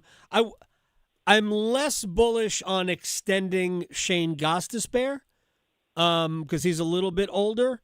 But I think at a similar number, they certainly could. But Shane Gostisbehere compiles too many points to get to stay on a $3 million-ish contract. I think you can get Chatfield for between 4 and 5 on a 3-year deal, but we'll see what happens. Ryan Henkel, we're almost there. 1 month from today, I'll see you in Greensboro. All right, we'll see you there, Adam. Thanks, man. Appreciate your time. Ryan Henkel _ on Twitter. When we come back on this Best of the Adam Gold Show, Chip Patterson. We're talking college football next. From the heels, touchdown, Carolina, to the canes. She scores! He covers it all. The Adam Gold Show on the North Carolina Sports Network. Move your sports day forward. Carolina Panthers, it's not just keep pounding, but keep fighting. I love a good training camp fight. It's better to get that stuff out of the way now than during the regular season when it costs you 15 yards in a good situation. It also shows to the league you want to be a physical team when a couple of years ago you were being questioned about it. Get set up. Join Next Up with Paul Ihander. Mornings at 9 on 99.9 The Fan, the Triangle Sports Leader. We may not have a lot of summer left, but we are only just getting started with riding season. I'm Victoria Vodnecker here from 99.9 The Fan for Law Tigers, and I know a lot of people who ride all year long, but for me personally, fall is my absolute favorite time to be on the motorcycle. The days might start to get shorter, but the air is different, Mother Nature looks different, but one thing that never changes are distracted drivers. And as a rider, you already know how to prepare yourself for the adventure, but it's also important to prepare yourself for the what ifs too. And if you are ever in an accident on your motorcycle, always remember to call Law Tigers first before calling your insurance company. At Law Tigers, they're riders too, so they get it. They know the value of your bike, your gear, the investment that you've made, and what it's like to go through an accident. Case evaluations are always free, and you're not going to pay a dime until your case is settled. Call 1-800-LAW-TIGERS, North Carolina's motorcycle lawyers. Law Tigers is a network of independent law firms who are members of the American Association of Motorcycle Injury Lawyers. Law Tigers is not a law firm. Labor Day weekend's about making the most of just one more summer weekend. And Tractor Supply's got you covered with $100 off select grills, up to $200 off gun safes, $100 off select chicken coops, and up to 20% off aluminum truck boxes. Whatever's on your Labor Day list, now's a great time to check it off. Shop your local Tractor Supply store or online through September 7th. Tractor Supply, for life out here. See if you're a winner every night. Watch live lottery drawings on WRAL-TV's 11 o'clock news. That's right, Carolina Pick 3, Carolina Pick 4, and Carolina Cash 5 numbers every night on WRAL-TV's 11 o'clock news. See if you're a winner before you go off to bed. Get your lottery numbers live every night. North Carolina Education Lottery. Only on WRAL-TV's 11 o'clock news. It's bow time. We think a chicken sandwich this good should speak for itself. But when you're talking juicy, hand-breaded, and boldly seasoned chicken breasts, piled up with thick-cut pickles and creamy mayo all on a buttery toasted bun, well, we are happy to say it again and again and again. Bo's Chicken Sandwich, only at Bojangles. It's bow time. It's bow time. Time to satisfy your Bojangles sandwich craving. With Bojangles sandwich lineup, you can choose a flavorful Cajun fried chicken filet sandwich, or a tender Cajun grilled chicken filet sandwich, or a tasty Bo's chicken sandwich. Make it a combo and add your choice of a side and Bojangles legendary iced tea. There's a Bojangles sandwich combo for everyone. Summer just doesn't get any better than that. What are you waiting for? It's bow time. I know that hiring can be challenging. You need someone to match your role perfectly. Well, now you can meet them fast on ZipRecruiter. Build your team. ZipRecruiter. Just head to ZipRecruiter.com/free right now to try it for free. That's ZipRecruiter.com/free. Need your match on ZipRecruiter. Try it free.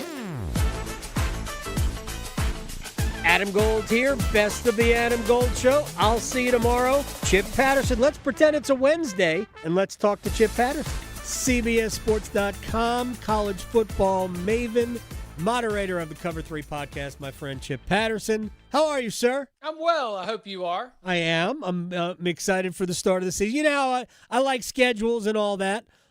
So we're going to kind of examine the top of the food chain of the sport, and look at their schedules and see maybe who, because of the schedule, might have it a little bit more difficult than some of the other teams. So I'm going to start off with a broad question for you, Chip Patterson. How many teams right now do you look at, and this will change obviously, in terms of personnel, how many teams do you think can make a reasonable argument to be a national champion? 7. And I feel real good about my 7 too. And are those? I think we've got the drop off after 7. Okay. AP Top 25 came out on Monday. Same 7 as the coaches poll. Yeah. Same 7 as the CBS Sports 138, which ranks every team at the FBS level. You can take your flip through Phil Steele, your Lindy's, your Athlon. A lot of people have the same 7. And right. The thing that I think is so fun is that I don't really think any one of them is a definitive 1. In fact, I could say that we've got a 7-way tie for second. I think that Miami, which is down there at 7 in the AP poll, has as much of an argument for number 1 as the Oregon Ducks, which are currently number 2.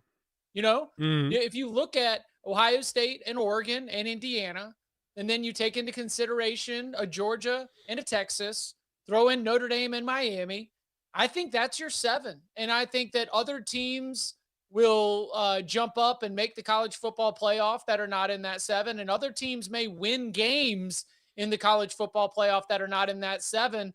But again, you told me, based on roster and based on just overall caliber and talent, I would bet that the Final 4 has those 7 teams, and that some combination of those 7 teams are the ones that end up winning in the quarterfinals and advancing to the semifinals. Right. By the way, if all 7 make it to the Final 4, Chip, you have you that would be awesome.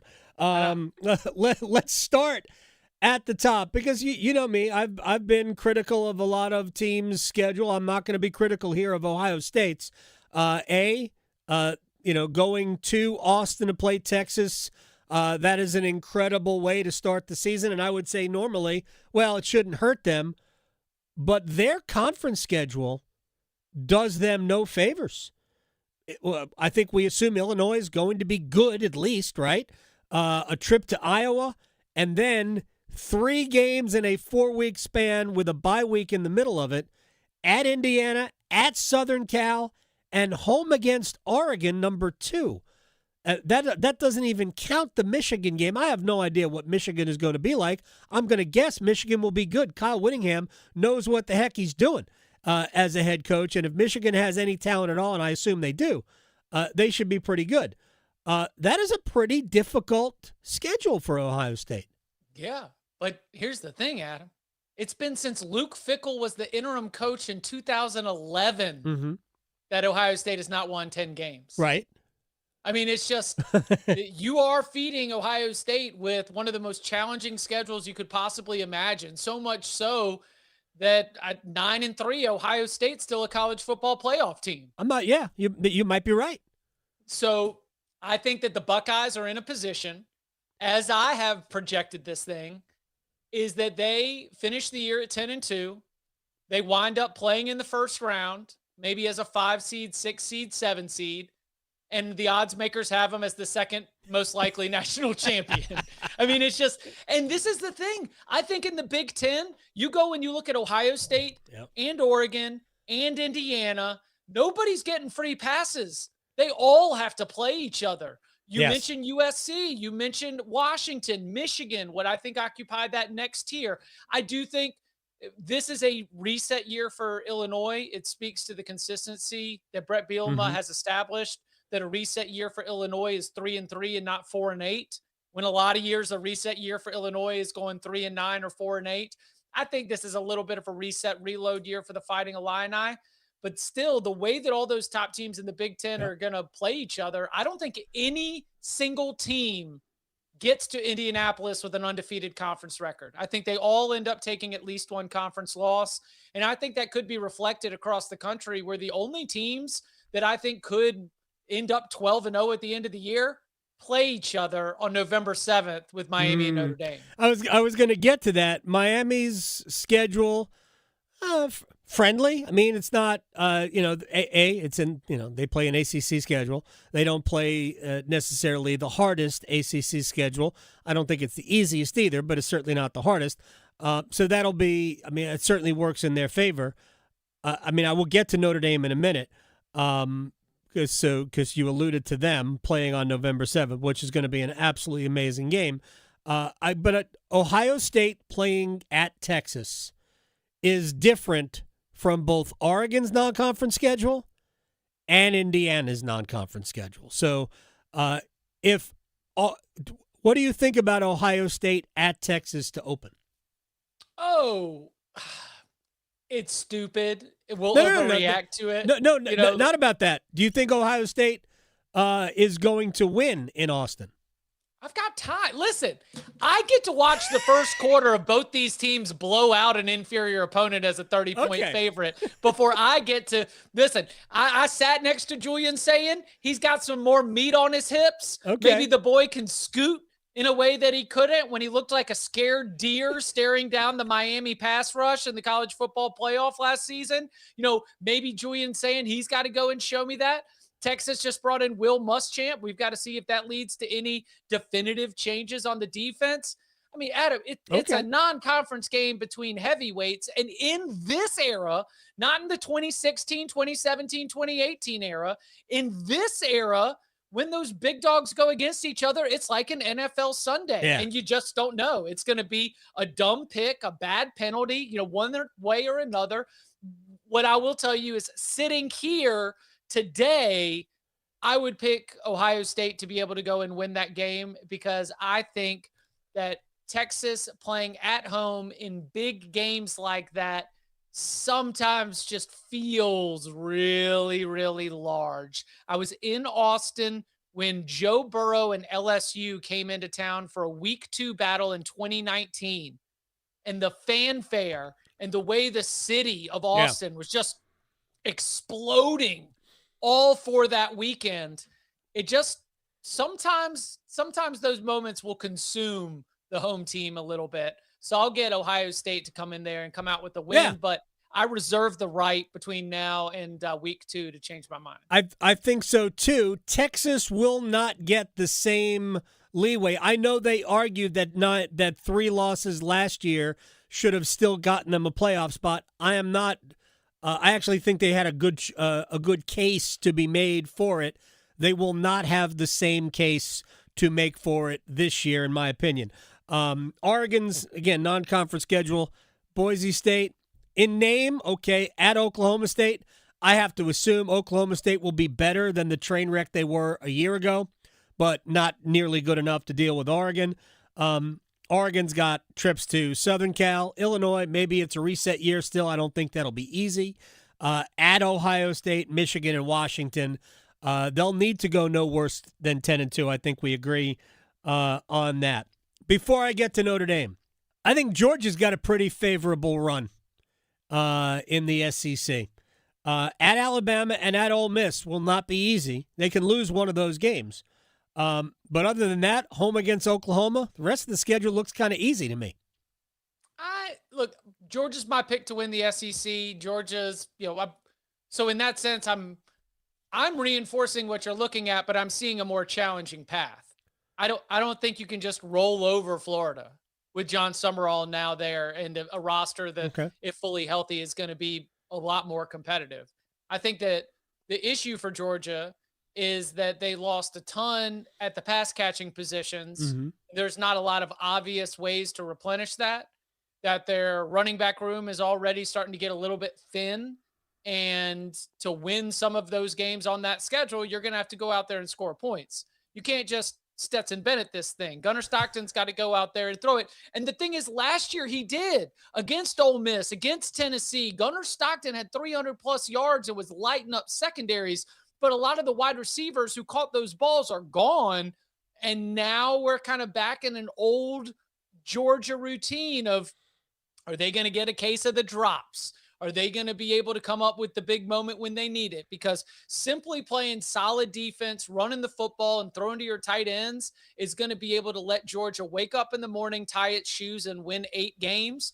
But to be able to win 10, 11 games, they're going to need to be a little bit more dynamic. And I'm not doubting Gunnar Stockton as much as I am doubting the wide receiver position. That's a question that's got to be answered before I'm ready to go full chest. Nobody can touch Georgia. Well, here's the thing about it is that this is the way I look at schedules. It should matter. I don't think it ultimately will, because it never does, really. I think their non-conference schedule is pretty soft. Toughest team they'll play outside of the league, I think, is Georgia Tech. And I'm not saying Georgia Tech's terrible. I don't think they're going to be terrible, but I also don't think that they're going to be pushing for a playoff spot. Now we'll get to Notre Dame. Is it fair to say that they play a 3-game schedule this year? A trip to BYU and home dates with Miami and SMU? I mean, you could say 1-game schedule. And here's the problem. Giving SMU and a trip to BYU. I mean, I'm just thinking on the road at BYU. There was a number Notre Dame can hang on the board that BYU will be stressed to match. You were talking about Georgia Tech earlier? Right. BYU is ready to win almost every game on its schedule as long as that game is played on their terms. Right. Their ability to beat you up at the line of scrimmage, Bear Bachmeier, good dual-threat quarterback, LJ Martin, Big 12 preseason player of the year at your running back. As long as they have a lead, they can just continue to wear you down, wear you down. BYU gets into a 14-0 hole. No.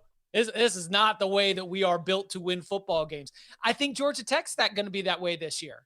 I think Georgia Tech's got 2 stellar running backs and a great offensive line, and I think that as long as they are controlling Aiden Burr, their kicker's one of the best kickers in the country. I think as long as Georgia Tech is holding a lead or within 1 score, they can beat almost anybody, including the Georgia Bulldogs. But I think they could get stressed if a team goes to put a number up. And in the case of BYU Notre Dame, in the case of Notre Dame in general, it's because a relitigation and a reevaluation of what their young quarterback CJ Carr did during his redshirt freshman season shows someone who is not just coasting on his last name. Not that others are, and I understand college football is littered with royal families at this point, but CJ Carr's ability to process and deliver the ball on time in the right places is on par with the kind of NFL draft buzz that is going to allow him to raise the level of all those wide receivers and everybody else around him. Because you do have to replace 2 first-round running backs. You don't have any Cam Colemans or Jeremiah Smith types out at the wide receiver position. But, man, they are just loaded up with talent. And I know this is crazy to think, but I think Marcus Freeman's a good coach. Why is that crazy to think? I think he's a very good coach. I think the NFL was very interested in him this year. I think that there was a time when Marcus Freeman only had 10 men on the field for the final play against Ohio State. Do you remember that? No, I don't. A couple years ago, Ohio State's right at the goal line on offense. Notre Dame's missing a defender. Ohio State scores the game-winning touchdown. There was a time when Marcus Freeman lost to Marshall and to Stanford. There was a time when Marcus Freeman lost to Northern Illinois. And look, there's a list, you know? I mean, you could argue that if Notre Dame was more aggressive with CJ Carr against Miami, they could have won that game in the second half the way that Miami was trying to hand it to them. To me, that was more Miami trying to give the game away. And, of course, Miami was a little lucky in the first half, too. And if CJ Carr had been, if you'd let him go the way you did at the end of the season, maybe it could have been different. But I think Marcus Freeman is a top 6 or 7 coach in all of college football. I think he'll do a good job of keeping this team focused. I think they're going to go 12-0. I do think too. they're going to show up as the number 1 seed, and I think they're going to lose in the quarterfinals because they didn't play nobody all season, and whoever comes out of the first round is going to take them out. Using 10 to try to beat Ohio State, very Norman Dale. My team is on the court. My team is on Texas, the court. it's going to be a team like Texas in the 8-9 game who wins and then goes to play Notre Dame in the Cotton Bowl or something.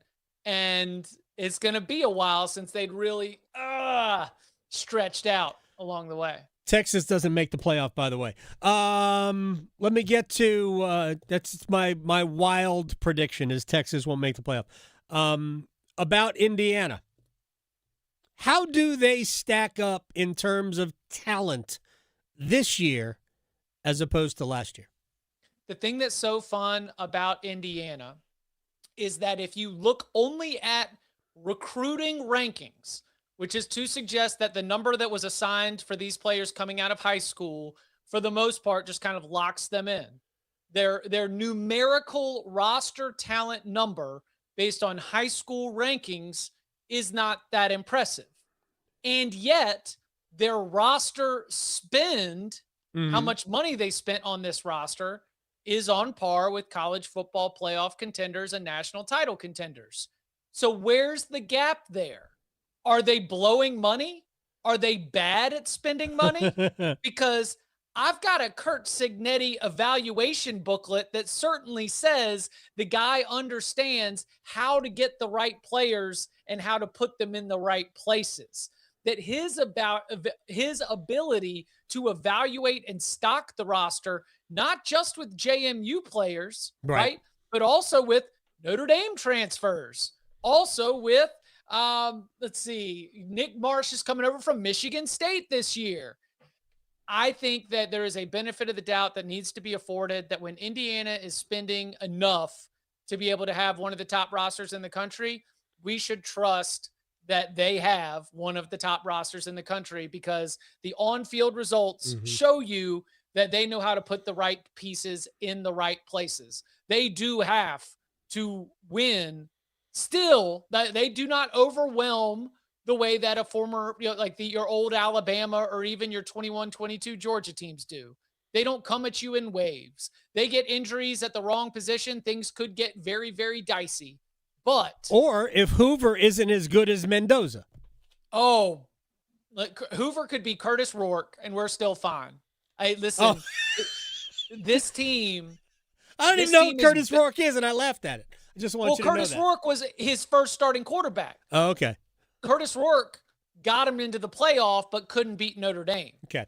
They were not good enough at quarterback or good enough at offensive line to beat Ohio State or Notre Dame in Kurt Cignetti's first season. They got obviously much better at quarterback with Heisman Trophy winner Fernando Mendoza. They also got better along the offensive line. I just think that he has held his coaching staff together all the way back, before James Madison, even for some of these guys. They don't make mistakes. Right. As long as the standard is still there, they're going to wait for you to make mistakes. It is an NFL, almost mindset that they have right there with a very old and experienced team. Chip Patterson, as always on a Wednesday, what you're describing is the way in my mind, best case scenario would happen for North Carolina. That if they had the personnel, that Bill Belichick as a head coach would be able to maximize the schedule, wins and losses wise, and maybe instead of lose a game that they shouldn't lose, win a game or two that they shouldn't win, but take care of business in all other areas. That to me is what Kurt Cignetti has done at Indiana. Let me just move on. I'm going to skip Miami. I agree. I think Miami's schedule could be sneaky difficult depending on whether or not Wake is good, because you're going there. Clemson, I have no idea. I know they were 26th in the AP poll, but I have no faith that I don't think they're going to be better in terms of personnel this year than they were last year, and last year was sort of a disaster. I don't know what Florida State and Pitt are going to be like. And after the trip to Notre Dame, they close with Duke and Virginia Tech before the final win at home to Boston College. So it looks like it could. There are potholes or little landmines in Miami's schedule, even though it is an ACC schedule. But I want to ask you more broadly about the league. I know SMU and Louisville are going to be fighting it out for theoretically second. But who else could show up in the ACC championship game? I mean, State's schedule is front-loaded, and I mean, friendly. Could State be there? Is Virginia Tech a team to watch? Virginia Tech is not a team to watch because I don't love the draw that Virginia Tech got with the schedule. And this is what leads me to an interesting answer to your question, where I would not put either one of these teams in a power rating ahead of SMU or Louisville, or a power ranking ahead of SMU or Louisville. But two teams play each other that each, with the right breaks, could end up in Charlotte playing Miami, and it's NC State and Cal. The winner of NC State Cal could legitimately have a leg up that could end up being a factor in the ACC title race. And Cal is not going to have a lot of games where they are extremely obvious underdogs. And what Cal is going to have that most teams don't have is real NFL talent at the quarterback position with Jaron Sagapolitelli. I think that the way that they have built around him first is so important to allow him to be supported. I mean, Malik Washington at Maryland is another one, just incredibly gifted player who other teams were just salivating at the potential that he might be able to hit the transfer portal so they could just throw millions his way. And look, JKS wasn't perfect. He made some freshman mistakes. He made some throws that he shouldn't have, but the arm talent is unreal. And the belief that Tosh Lupoy is sort of reignited within that whole Cal fan base. I mean, they used to churn out NFL players with regularity. I mean, there's an argument that one of the best high school football players of the last 20 years in the state of North Carolina is Keenan Allen, right? Right. Who went to Cal. Yep. I mean, Jared Goff, we keep going on and on and on. And I think that Tosh, being a Cal alum, really wants to get Cal back to that point where 7-8 wins is absolutely the standard, that churning out NFL players. And you know what happens when you're at that standard? You get a schedule break, you get an upset, and all of a sudden it's a 10-2 season, and then maybe you wind up there. So Cal and NC State both are in that position where the winner, if they're able to take care of business down the line, because there's still a lot of work left for both of those teams, there's also not a ton of obvious landmines for both of those teams after that game as well. It might have been with you. I brought up the possibility that Cal starts the season, gets to the game at SMU undefeated. I mean, UCLA is huge. It's a long shot, right? UCLA Cal is a fun game that is a legitimate coin flip between Nico Iamaleava and Jaron Sagapolitelli. So if you want to come join me in the announcer's booth for Cal and UCLA, as we're breaking down a battle of future NFL quarterbacks, Nico Iamaleava and Jaron Sagapolitelli, well then, just like the seat's open for you. Adam. You tell me if you are going to be in an announcer's booth having to say those two names over and over and over again, I will sit next to you. I promise. Okay, as long as you don't make me say either of those two names. Just looking at Virginia Tech's schedule, 4 of their 5 road games at Cal, at Clemson, at SMU, at Miami. Okay. That pretty much eliminates. It's hard for me to paint right. The Virginia Tech goes 7-1 in conference or 8-1. Like the 1-loss, 2-loss conference record for the Hokies in year one is some big leaps. Even if it's kind of like Penn State. I don't think Penn State's got the team to jump right back into Big Ten title contention after they played for the Big Ten title just 2 years ago. Right. They were in the Final Four just 2 years ago. But I think that the coaching's good enough, and I'm invested in the hire, and there's enough good players that they're gonna be a problem each and every week that they play. Just just not quite ready to where they want to be. I think Virginia Tech, interestingly enough, to compare them to Penn State, yes, will lay a good foundation to get them to where they want to be, which is back in that ACC title picture, something they have not done in 10 years. All right, next week we're going to focus more on the local teams and some players as well as we get ready for the start of the season. Can't believe it's 10 days away. Chip Patterson, CBSSports.com, Cover 3 podcast moderator, my friend. Enjoy your final non-football weekend. Sounds good. Y'all be well. You got it, man. When we come back, Old Takes Exposed with Fred Siegel, the man behind that Twitter follow. Next. Talking sports so you don't have to pretend to know stuff. The Adam Gold Show on the North Carolina Sports Network. Did you know that the rechargeable batteries inside of items we use every day like mobile phones and power tools should not be disposed of through your trash or recycling? These batteries can spark dangerous fires in garbage trucks and at recycling facilities. There is good news. In North Carolina, it's easy to dispose of your devices safely. Learn more about lithium-ion battery disposal and find your closest device drop-off location at batterysafe.nc.gov. That's batterysafe.nc.gov. Remember, skip the bin, turn your batteries in. Smokey the Bear. Then you know why Smokey tells you when he sees you passing through. Remember, please be careful, it's the least that you can do.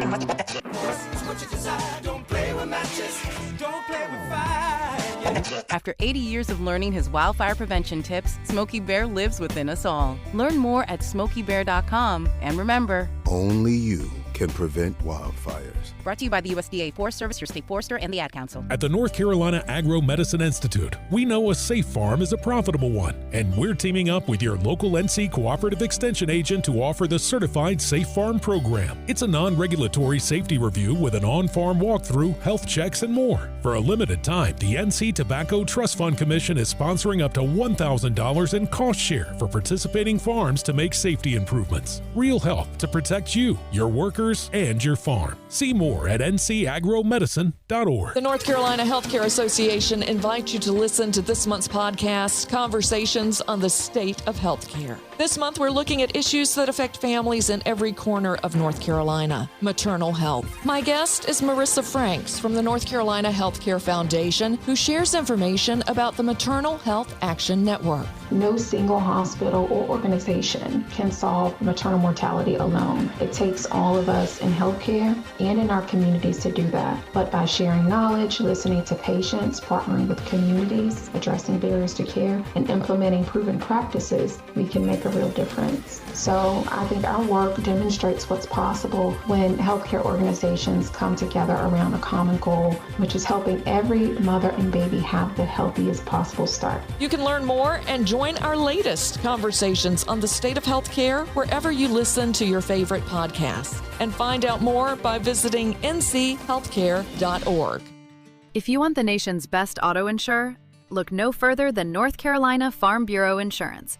Rated #1 in Crash Network's Insurer Report Card 7 years in a row, we're the only insurer in the nation to receive an A+ rating from auto body shops. Our philosophy is simple: be fair, be quick, be the best. North Carolina Farm Bureau Insurance. Helping you is what we do best. Your child's doctor shares your goals: a healthy future for your child.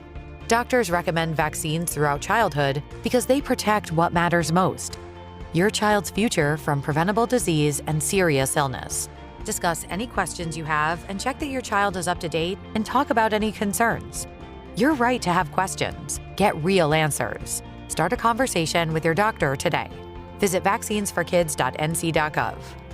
Paid for by NCDHHS. Gear up this fall with the new All-Pro battery by Steel. Tackle any task with 60% more peak power. And a fast charge time of just 10 minutes means it's ready when you are. The All-Pro battery is just the upgrade your shed has been waiting for. Outperform the outdoors with battery tools by Steel. Exclusively available only at your local Steel dealer. 60% peak power. Comparison between AP300PC and AP300S. 10-minute charge time to reach 80% with AL1602MO. Lubin's there. He's been a monster on the glass, cleans it up and scores. The shot is up, missed, hammer time. Put back jam by Lubin. Underneath, he throws it up into the foul. Then Allen Lubin slithers to the basket and scores in one. It is the Adam Gold Show. I am Adam Gold. And yes, Van Allen Lubin not done at NC State. He got the 5th year. Apparently, a court in Texas granted everybody eligibility. So he's covered even if it doesn't go well. I guess as he was part of the initial case in Colorado. Whatever. This was always going to be the end result. We said this at the time. The NCAA did a good when they clarified eligibility, 5 active seasons in 5 years with an age limit of sorts at the end. Ultimately, so you couldn't be a freshman at age 23 and get 5 years of eligibility. So they did a good. But as they did a good, they basically, closed the lights out and smashed their foot against the coffee table by also including or not including the 2022 incoming class. So that class was, sorry, if you've played 4 years, doesn't matter if you would qualify for a 5th year under this plan, you're done. Their reasoning at the time, which was silly, their reasoning at the time was, well, those people didn't expect this year anyway. It's funny. That's a good one. It's not like this hasn't been discussed. This had not been discussed for like 2 years. The NCAA just wanted to draw the line somewhere. They chose poorly, which we see in Indiana Jones' Last Crusade.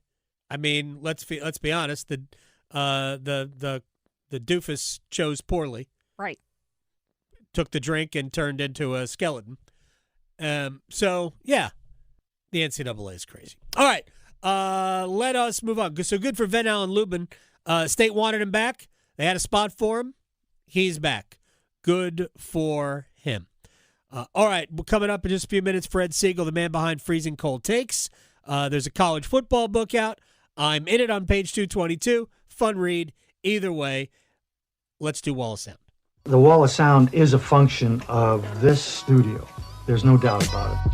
As you might expect, everything from the Panthers game Saturday afternoon in Buffalo, which we can now call the white refrigerator game, according to Vashti Hart. I'll never get over that. Dave Canales summarizes. Overall, just the story was in the trenches. It was the run game, the line of scrimmage, those types of things. Talk to the group about it, and we got to attack those things. We got to make sure that we're fit right. Got to make sure we're playing with the right leverage. But really, it was on both sides. First group goes out there, really couldn't get anything going with the run game.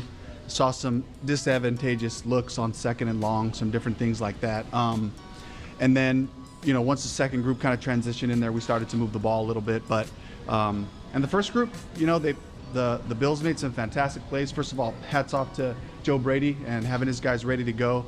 Josh Allen looked like Josh Allen. We were able to get some pressure, some good rushes out of our guys. That was good to see.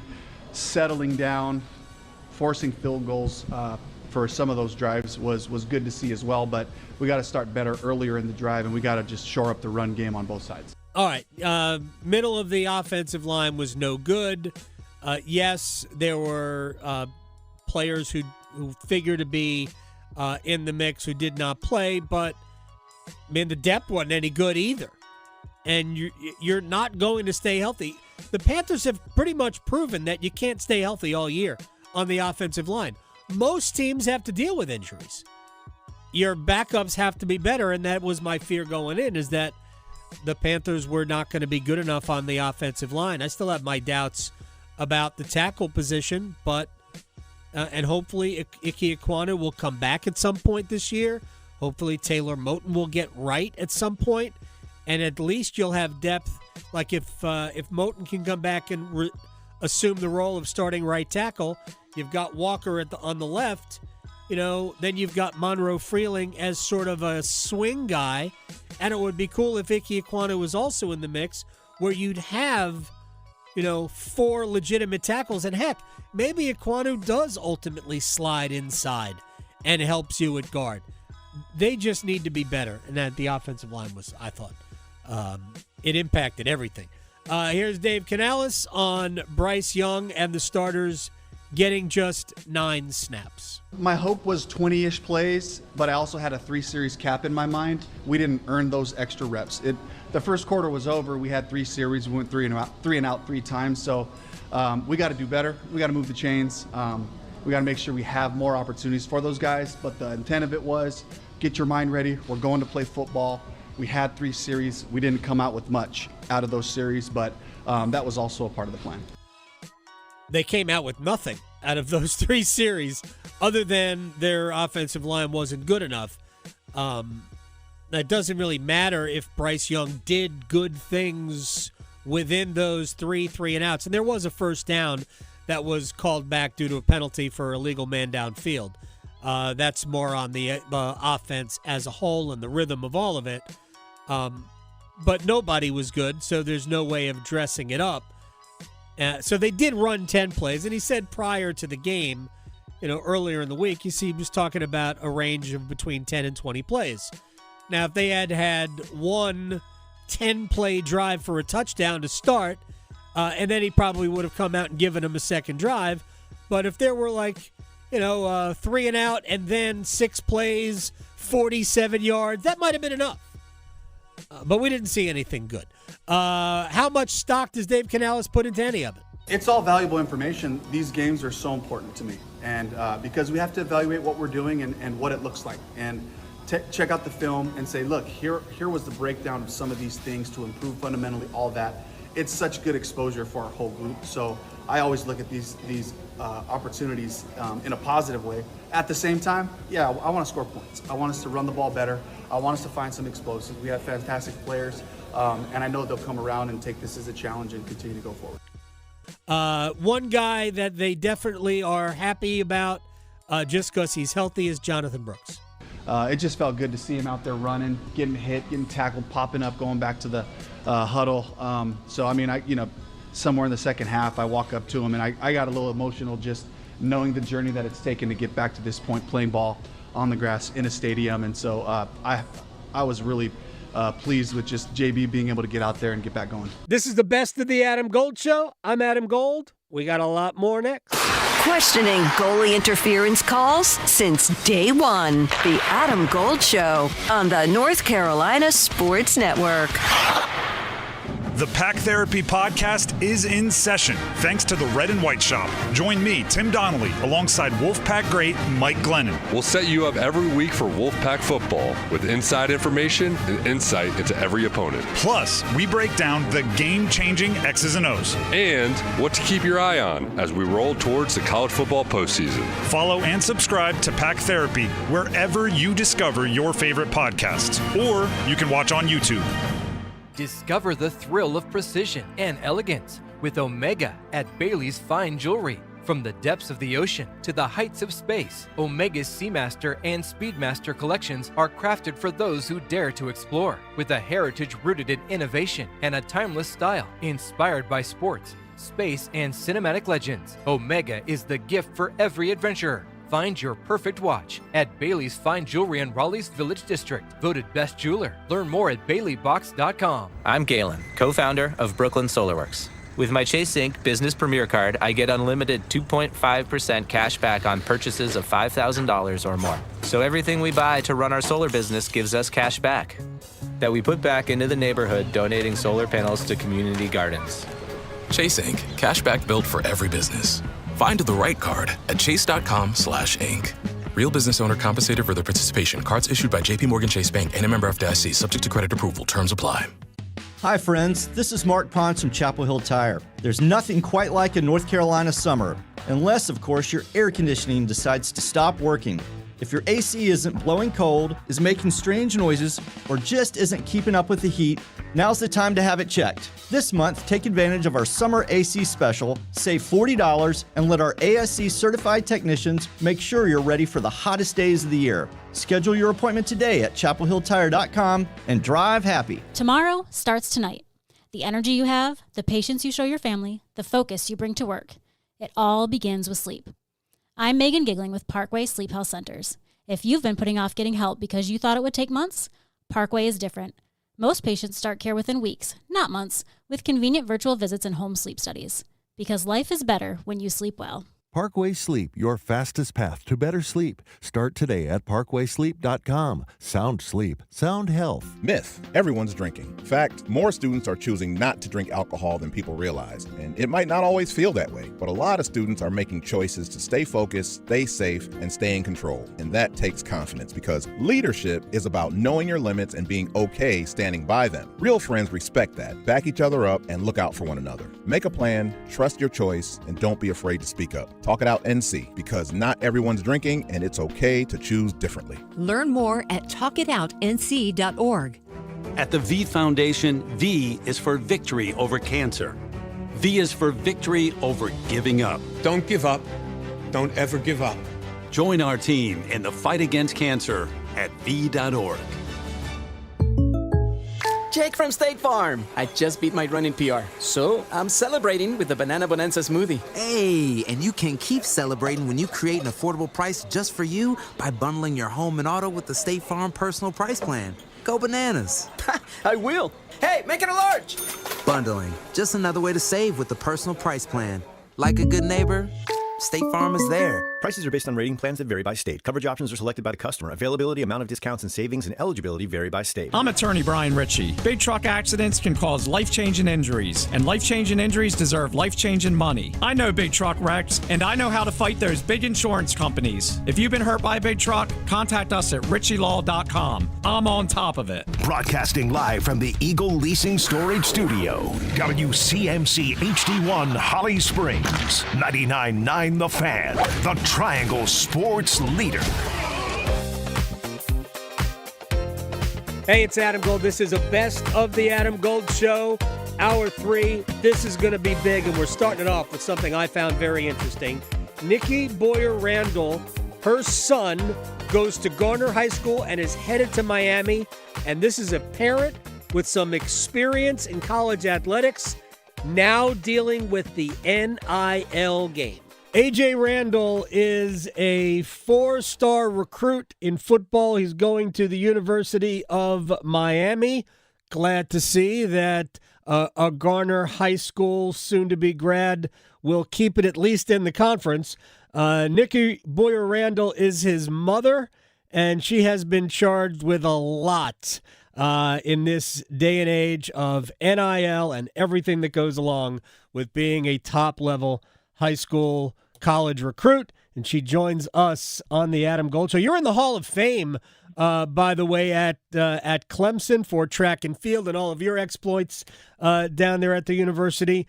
Did anything in the recruiting process that your son went through, it's obviously not going to be the same because it's track and field versus football, did anything in the recruiting process bring you back to your time when you made your decisions? Well, the campus visits, they're pretty much the same as far as, the staff and how they're really warm, and they plan these things and they set them up to try to give the athlete a very pleasant and great experience. So that was very similar. All right. Yeah. Well, were you wined and dined by Clemson back in the day? Yes, sir, I actually was. Good. They were whining and dining back in the 90s. I see you say back in the 90s, and you make me feel so old. Nikki Boyer-Randall is joining us here on the Adam Gold Show. All right, now walk me through your first realization that this was going to be about more than football, than playing time, than education. When you first realized, oh my gosh, this is way more involved than I ever expected. Well, pretty much right from the beginning, because, social media today doesn't allow us to be ignorant. Right. So we knew it was going to be different. I have a daughter also who is at Kansas, and so I just went through the recruiting process right prior to the rule changing for NIL with her, and it was already, the schools were already preparing for it because technically the ruling had already come out, but they were in court with some holdups about how it was logistically was going to be handed out. So schools were already prepping even, 3 and 4 years ago for this process. So I got to see a little bit of it with her on her recruiting process. But yeah, once all the rulings were clear, the floodgates just opened up with AJ this past year. I guess one of the things that I knew up front, or what I learned very quickly on, is that with the money being involved now, an agent was going to be important. A financial advisor was going to be important. And, the landscape of just recruiting, was changing, because now for the first time I'm meeting GMs, and that had never happened. I didn't even have a GM when I was at Clemson. The buck stopped with the athletic director, and that was it. So, so there's a new position now at the university, and it's an important one, and they have a lot of, they're in charge to some extent. So, those are just some of the nuances that have come about just in this past year. There's a great article, and I've mentioned it before earlier today, at highschoolot.com about the whole process, where you really need a whole team of people, because there are areas of expertise. You just mentioned a few, right? So how do you go about the business? It's not one person that handles all of these things, correct?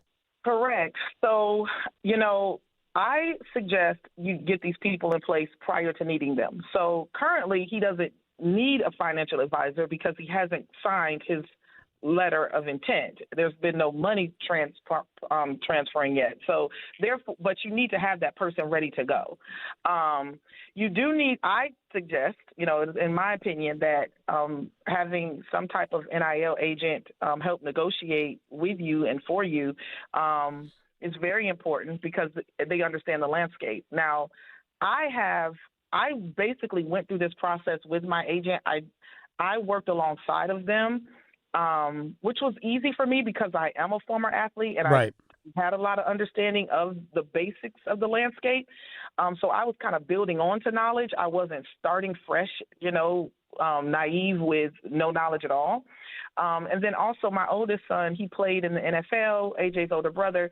So a lot of his constituents that he played against or he played with, they're moving into the coaching world now. So it was very interesting as we were traveling to the different schools to participate in their game day programs or their recruiting day programs, how many people my older son Brandon actually knew. He either knew a scout or an assistant coach or somebody on that team who'd either coached him or he had played with or played against. So that made the process a lot easier too, because, relationships are important. When you know somebody in the room, you get treated differently.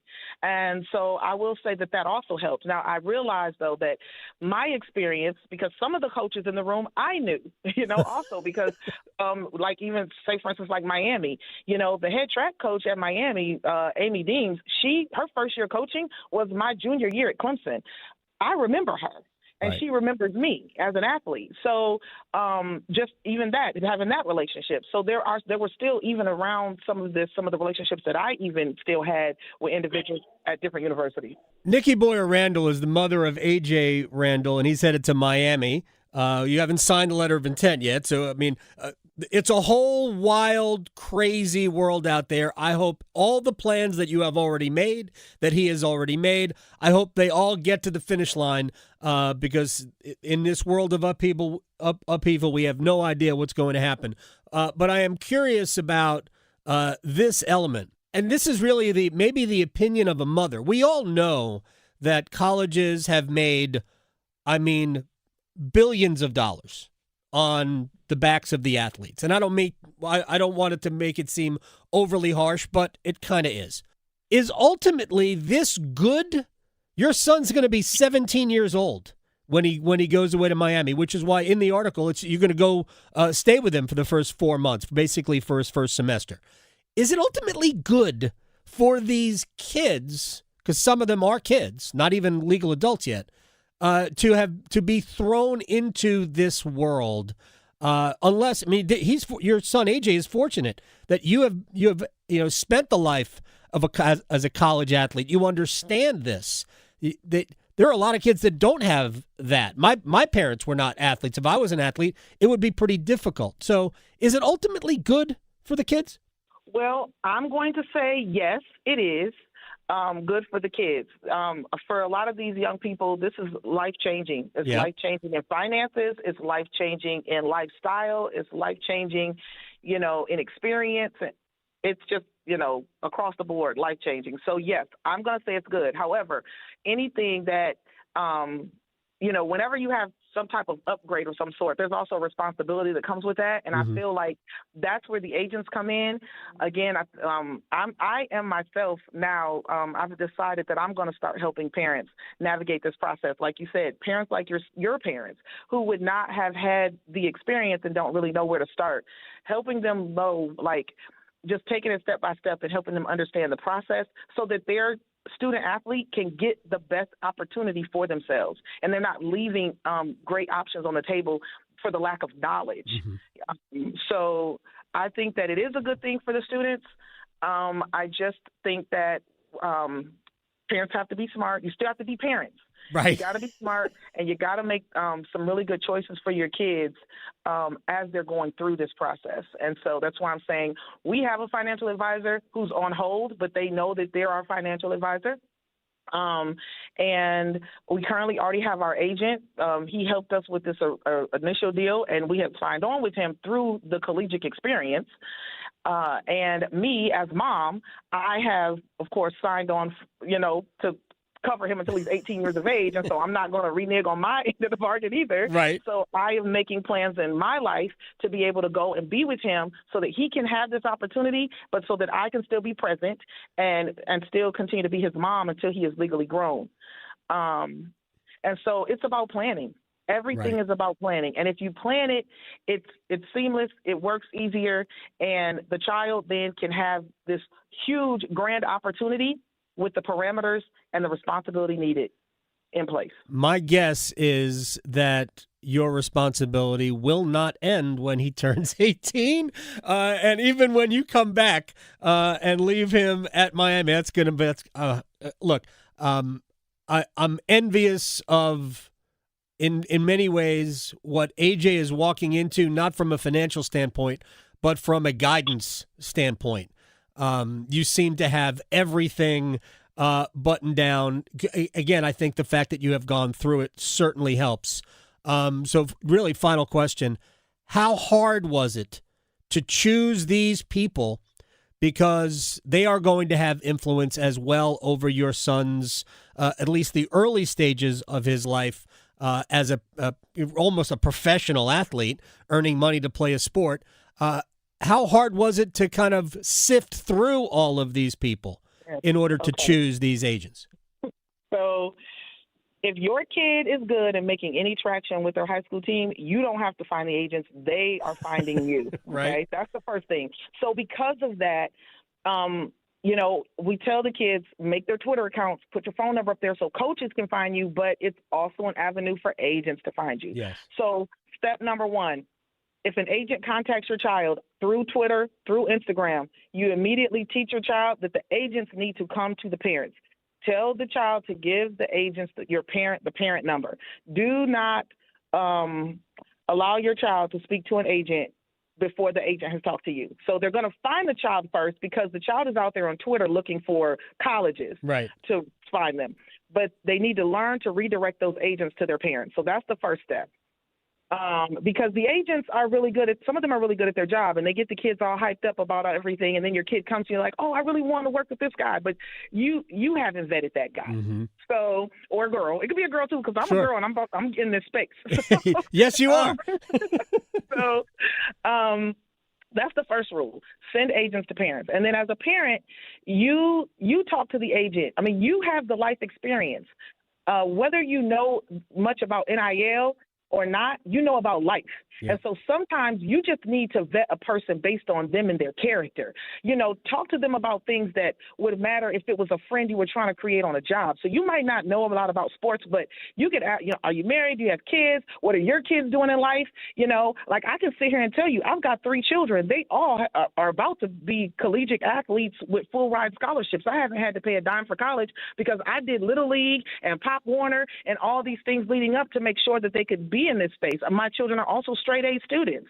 If your agent can tell you those types of things, then okay, you're dealing with somebody who has not only looking to help your young person, but they also in their own family have upgraded their young people or, raised their young people to be productive adults in our society. So sometimes if you don't have the athletic background, just vet a person the way you would vet anybody who you were looking to be in your friend space.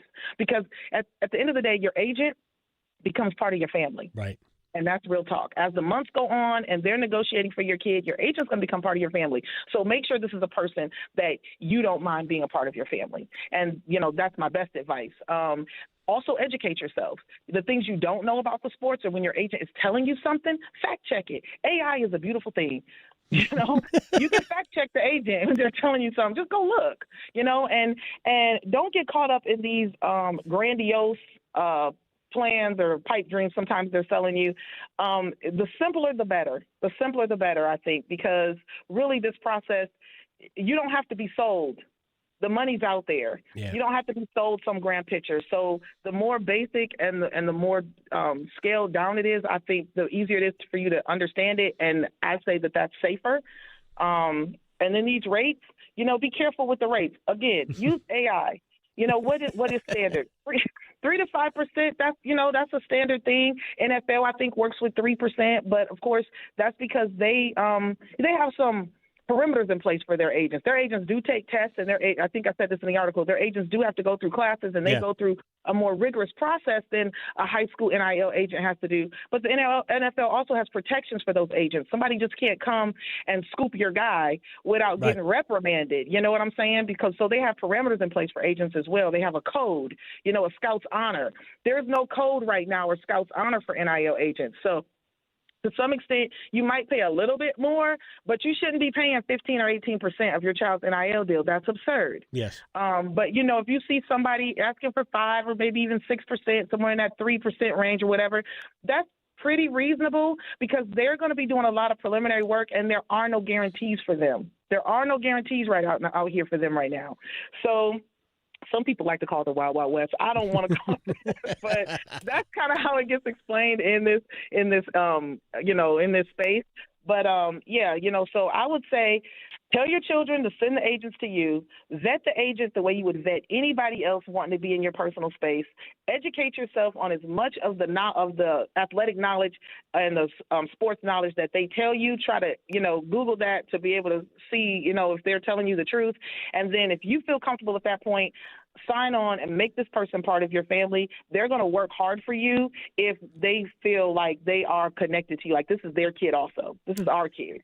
Nikki Boyer Randall, you've got it going on. I appreciate your time. Get back to work. And good luck to AJ, not only, I guess, this season at Garner, but down at Miami. I appreciate your time. Be well. We'll talk again down the road. All right. Thank you so much. When we come back, Damon Hackett Golf Channel on this Best of the Adam Gold Show. Chapel Hill to Charlotte, Greenville to Greensboro. Your sports, his state. The Adam Gold Show on the North Carolina Sports Network. College football kicks off August 29th. Bailey eludes it, runs to the right, has Green, no one there at the 10, and he scampers in. Bailey, touchdown, Packs on top. On 99.9 The Fan, the Triangle Sports Leader. It's over. Yeah, the Blue Devils have won the ACC 27-20 in overtime. Presented by Chapel Hill Tire, Roofworks, and Wake Med. Gotta love it. When there's beautiful days happening, the last thing you want to do is be cooped up in the house, and it's too hot to stand around, so hopping on the motorcycle is always a great option. I'm Victoria Vodnecker here from 99.9 The Fan for Law Tigers, and this is the season where most get that urge to do anything and everything outside, which is no different for riders. A lot of charity rides are scheduled during the summer, group rides with friends to the beach are happening, or just a solo ride through the country after a long day at work sounds nice. But there's always that risk of getting into an accident on your motorcycle that wasn't your fault. If that ever happens, always remember to call Law Tigers first before calling your insurance company. At Law Tigers, they're riders too, and they know the value of your bike, your gear, the investment that you've made, and what it's like to go through an accident as a rider. Case evaluations are always free, and you're not going to pay a dime until your case is settled. Call 1-800-LAW-TIGERS, North Carolina's motorcycle lawyers. Law Tigers is a network of independent law firms who are members of the American Association of Motorcycle Injury Lawyers. Law Tigers is not a law firm. Labor Day weekend's about making the most of just one more summer weekend. And Tractor Supply's got you covered with $100 off select grills, up to $200 off gun safes, $100 off select chicken coops, and up to 20% off aluminum truck boxes. Whatever's on your Labor Day list, now's a great time to check it off. Shop your local Tractor Supply store or online through September 7th. Tractor Supply, for life out here. A torn ACL, stress fracture, aching back, a hip that's had it, life on hold, and all you want is to get it back. Enter Wake Orthopedics. We do it all. In fact, we see patients within 48 hours for everything from sports injuries, spine care, and joint replacement to minimally invasive procedures, surgeries, pediatrics, and more. Visit us today at wakemed.org and get back your life.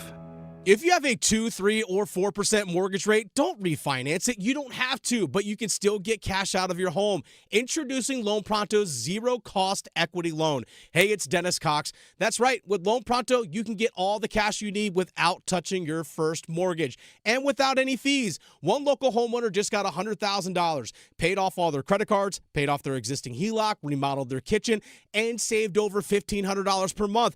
It gets better. There's no hard credit pull up front, usually no appraisal, no long drawn-out process, and listen, no closing costs. You may be able to even skip your next 2 house payments. Call Loan Pronto now. Leave your low-rate mortgage intact, but get the cash you need in as little as 2 weeks without paying closing costs. LoanPronto.com. See how much you can get right now. Call 919-381-1760. That's 919-381-1760. LoanPronto.com. For qualified homeowners, equal housing lender, NMLS 1661781, NMLSConsumerAccess.org. When you're vacationing in your RV, there are some things you can always count on. Waking up to a beautiful view, card games at the breakfast table, and building a campfire with Dad. All right, hand me that piece of wood. Not that one. I don't like the looks of that. No. Oh. No. With Progressive, your RV is protected 24/7, so you're prepared for whatever you don't see coming. Progressive Casualty Insurance Company and Affiliates, not available in D.C. It's the best of the Adam Gold Show. I am Adam Gold. Bomani Jones coming up in a little bit. Live Golf versus the PGA Tour. All those players coming back, and talk to Damon Hack of Golf Channel about it. It went straight down the middle. Then it started to hook just a wee bit. And that's when my caddy lost sight of it. That little white pellet has never been found to this day. It's the Adam Gold Show. I am Adam Gold. I have no concept of what this song is discussing. When I choose a golf course, I don't choose by the condition of the fairways. Right. I just need to know where the location of the trees are. That's why I love Right. that's why I love number 2, Pinehurst number 2 so much. You cannot, no chance to lose a golf ball at Pinehurst. You have to try so hard to lose a golf ball at Pinehurst number 2. Wow, I probably could. Yeah, because once it strays from the no, you couldn't. Oh, really? Because once it strays from the fairway, it dies in the natural area. Okay. Yeah, you can always find it. Damon Hack, I am sure you've played Pinehurst number 2 and can attest to that. Golf Channel star joins us on the Adam Gold Show. That's a fair description of number 2. It's friendly off the tee. I agree. I love number 2, but it's it's pretty horrifying to work for Golf Channel and not be a good golfer. And that's kind of my situation. So, like, I get paired with people like, oh, my God, you're Damon Hack from Golf Channel. And then I hit, like, a snap hook out of bounds. And like, wait a second, how do you work at Golf Channel? So that's kind of my golf story. Well, I mean, you could just say, look, I work too much. I don't get a chance to play like most club professionals. Correct. I spend much too much time talking about the game and not enough time playing the game. Lately, what a great transition this is. Lately, you have been talking a lot about what is likely going to be the fate of LIV Golf. But before we get to that, because you have spent so much time talking about it, there has been a lot less time. I don't consume it as much as I normally would, but there's less time has been spent on what's actually been going on the course. Were you surprised that Rory McIlroy showed up at Memphis? I thought he was going to skip the first tournament of the playoffs. So did I, but that would have left him 2 tournaments short of the minimum 15. Now, obviously, the commissioner/CEO, Brian Rolapp, has the authority to kind of allow him to play 14, and then he can keep his membership. Maybe he does a make good next year, adds a tournament to his schedule that he wouldn't normally play. I think had he only played 13 events, that would have been a bit harder for the commissioner/CEO to kind of smooth things over with the membership. I think this was a make good. Rory kind of says, okay, I'll play. I get my membership one way or another. It's just one of those things where the number's been 15 forever, and if you come in at 13, it doesn't look good for the rest of the membership. So I think this was kind of like they've been talking, according to Rory, they've had a lot of conversations the last couple of weeks, and that's why he showed up in Memphis, which, to be honest with you, is a golf course he has not performed well on and doesn't really like very much. But if you're going to start the playoffs and not have 1 and 2 side by side, which is what they do have, it's a tough sell for the public and the media partners. Yes, no doubt. And we're still a year away. We're entering into a completely new era. Where as somebody who has become a Premier League soccer fan, we're basically having a Premier League and the second tier. Even though the PGA Tour is calling it the Championship Series, that's the second tier of English football. But that's basically what we're going to have in 2 years. And I'll roll back to what is likely going to happen with the LIV Golf League, in that if you're John Rahm or Terrell Hatton or Joaquin Neiman or Cam Smith, this year going into the 27 season, if you want to get onto the PGA Tour in 28, whatever that is going to take, you probably have to get out of LIV now.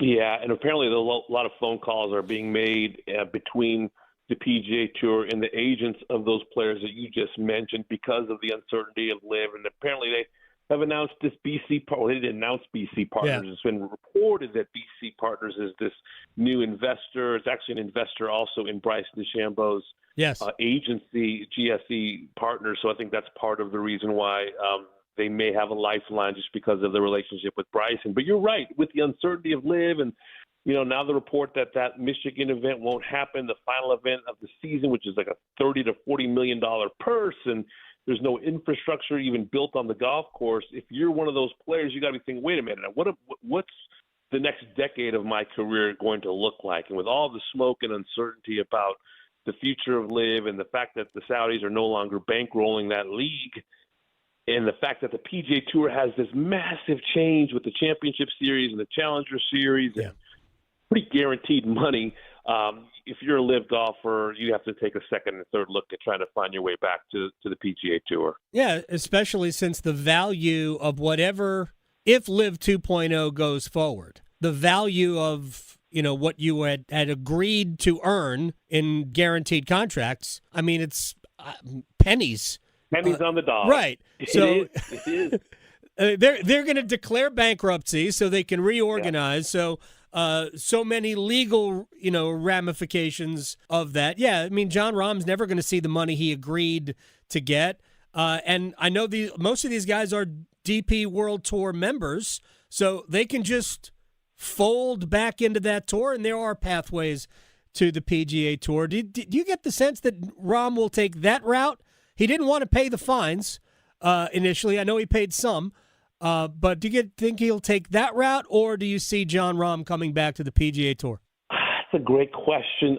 Will his pride allow him to come back? I think the one thing he could do is go to the DP World Tour, finish in the top 10 that way, and earn his status back. I think the pathway that Brooks Koepka took, the returning member program, it was called, it was originally offered to not just Brooks but to Bryson and to Cameron Smith and to Jon Rahm as recent major champs, and he declined to take that route. So I think for those guys, the most likely route would be to do the Patrick Reed thing, which is to not play a Live Golf Tour event for a year, and then you get that eligibility back through the DP World Tour. Patrick Reed finishing, got a couple of wins early in the season, a runner-up finish. He's almost all but guaranteed to finish in the top 10 and be back eligible for the PGA Tour later this summer into the early fall. So I think that's probably the most likely route for a lot of those players, and Jon Rahm included. Go earn it. Go earn it on the DP World Tour and come back in time for the PGA Tour for 2028. Damon Hack, Golf Channel, is joining us here on the Adam Gold Show. Let's get back to actual golf. And not so much about this, because we all know in a couple of years that the whatever the playoffs are going to look like, it will not look like what we see. I saw that we have the top 70. All but, I think, 12 are guaranteed to be in the top 50. And then basically like 18 or 19 are guaranteed to be in the top 30. So Rory is right. You know, somebody who's 12th, he could have skipped the 2 playoff events and gone right to Atlanta for the Tour Championship. That was always a little bit weird.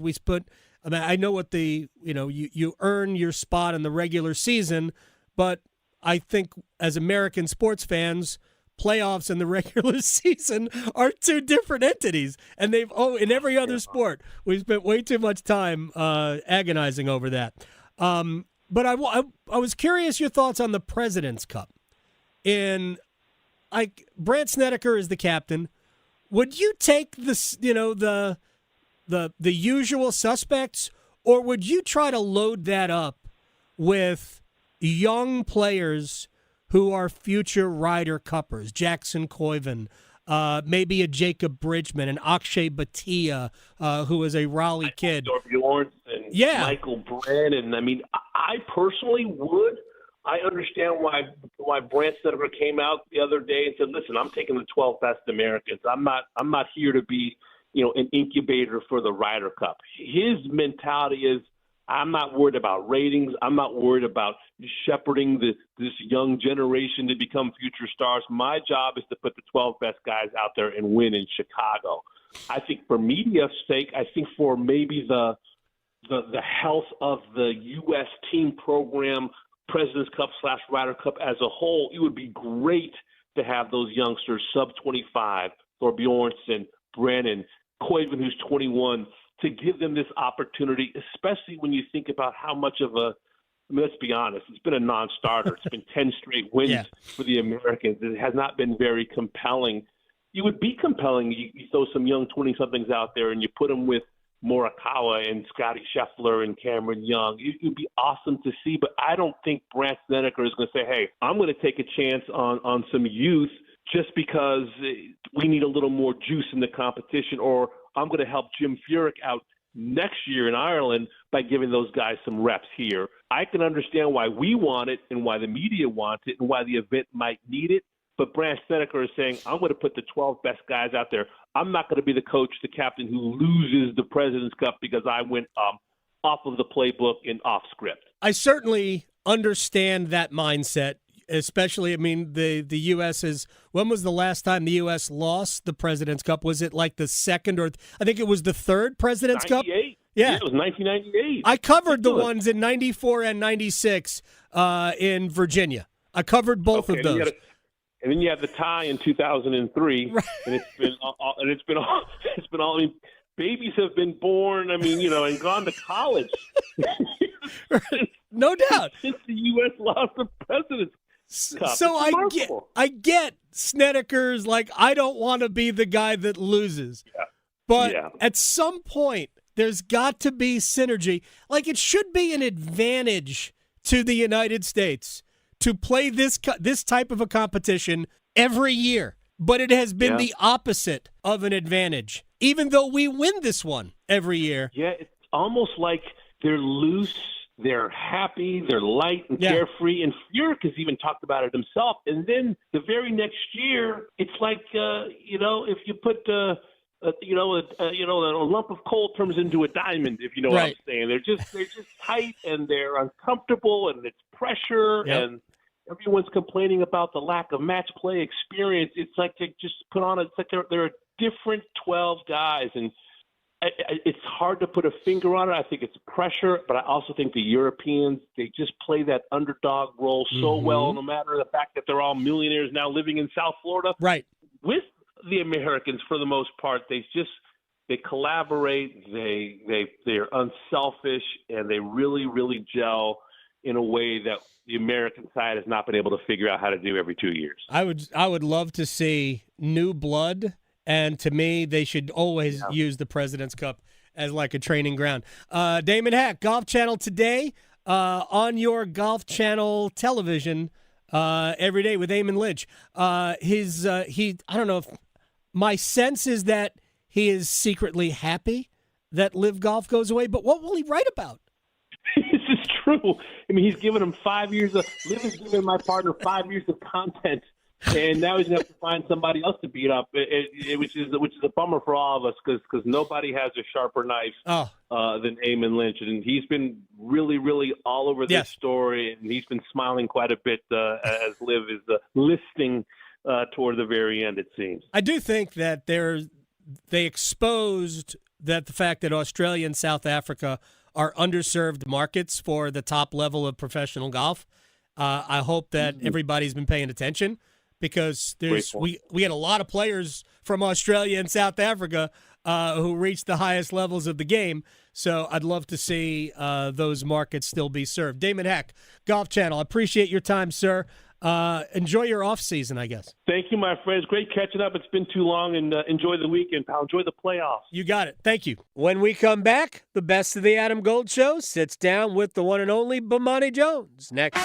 Talking sports, dropping truth. The Adam Gold Show on the North Carolina Sports Network. Are you taking care of someone on Medicare? Navigating Medicare can be overwhelming. You're not alone. The NC Department of Insurance SHIP program can help you figure out what steps to take and when. SHIP counselors can answer your questions. Visit ncshiip.com or call toll-free at 855-408-1212. SHIP provides free, unbiased help in all 100 counties. Project supported by grants from the Administration for Community Living. Contents do not necessarily represent official views of, nor an endorsement by ACL, HHS, or the U.S. government. The North Carolina Healthcare Association invites you to listen to this month's podcast, Conversations on the State of Healthcare. This month, we're looking at issues that affect families in every corner of North Carolina. Maternal health. My guest is Marissa Franks from the North Carolina Healthcare Foundation, who shares information about the Maternal Health Action Network. No single hospital or organization can solve maternal mortality alone. It takes all of us in healthcare and in our communities to do that. But by sharing knowledge, listening to patients, partnering with communities, addressing barriers to care, and implementing proven practices, we can make a real difference. So I think our work demonstrates what's possible when healthcare organizations come together around a common goal, which is helping every mother and baby have the healthiest possible start. You can learn more and join our latest Conversations on the State of Healthcare wherever you listen to your favorite podcasts. And find out more by visiting nchealthcare.org. Your child's doctor shares your goals, a healthy future for your child. Doctors recommend vaccines throughout childhood because they protect what matters most, your child's future from preventable disease and serious illness. Discuss any questions you have and check that your child is up to date and talk about any concerns.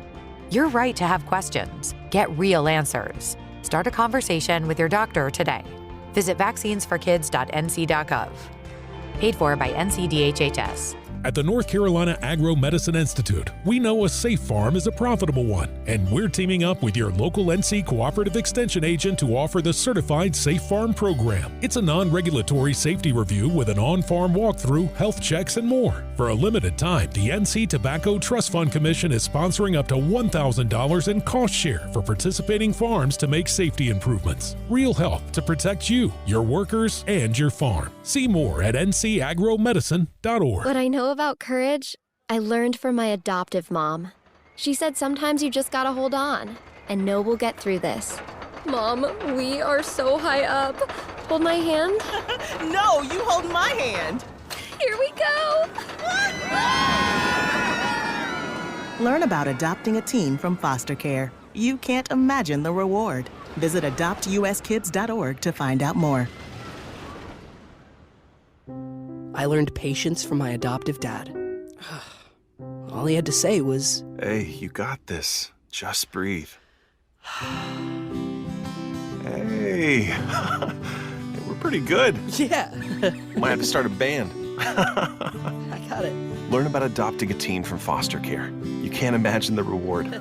Visit adoptuskids.org to find out more. This message is brought to you by Adopt US Kids, the U.S. Department of Health and Human Services, and the Ad Council. If you want the nation's best auto insurer, look no further than North Carolina Farm Bureau Insurance. Rated #1 in Crash Network's Insurer Report Card 7 years in a row, we're the only insurer in the nation to receive an A+ rating from auto body shops. Our philosophy is simple: be fair, be quick, be the best. North Carolina Farm Bureau Insurance. Helping you is what we do best.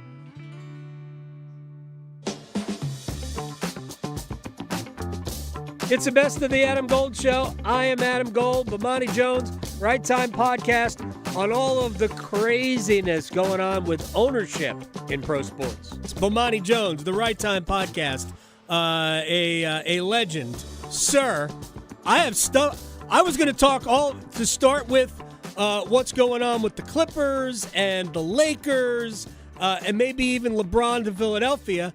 I did not realize, my fault, that you have a special series that dropped starting today, The Lost Quarterback, digging into Colin Kaepernick, and I want to start there because it's been a minute since I've talked about Colin Kaepernick on the radio, and I've been arguing for a long time that Colin Kaepernick was way better than anybody wanted to give him credit. We all understand why people didn't want to give him credit. But where do you come down on Kaepernick, the player?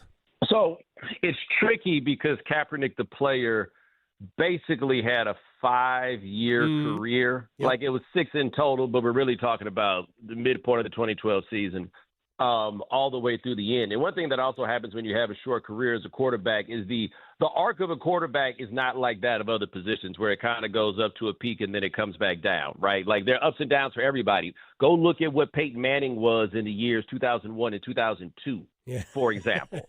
Like it goes. I mean, your guys beat them 41-0 in a playoff game. Now, they're not my guys anymore, but I appreciate the Jets losing to the Jets in a playoff game at the time. At the time, right? It's like so with Kaepernick as a player, what he has is honestly, truly for sports fans, what I think matters more than anything else is a series of some very significant moments, right? Coming back down from 17-0 to win an NFC championship game.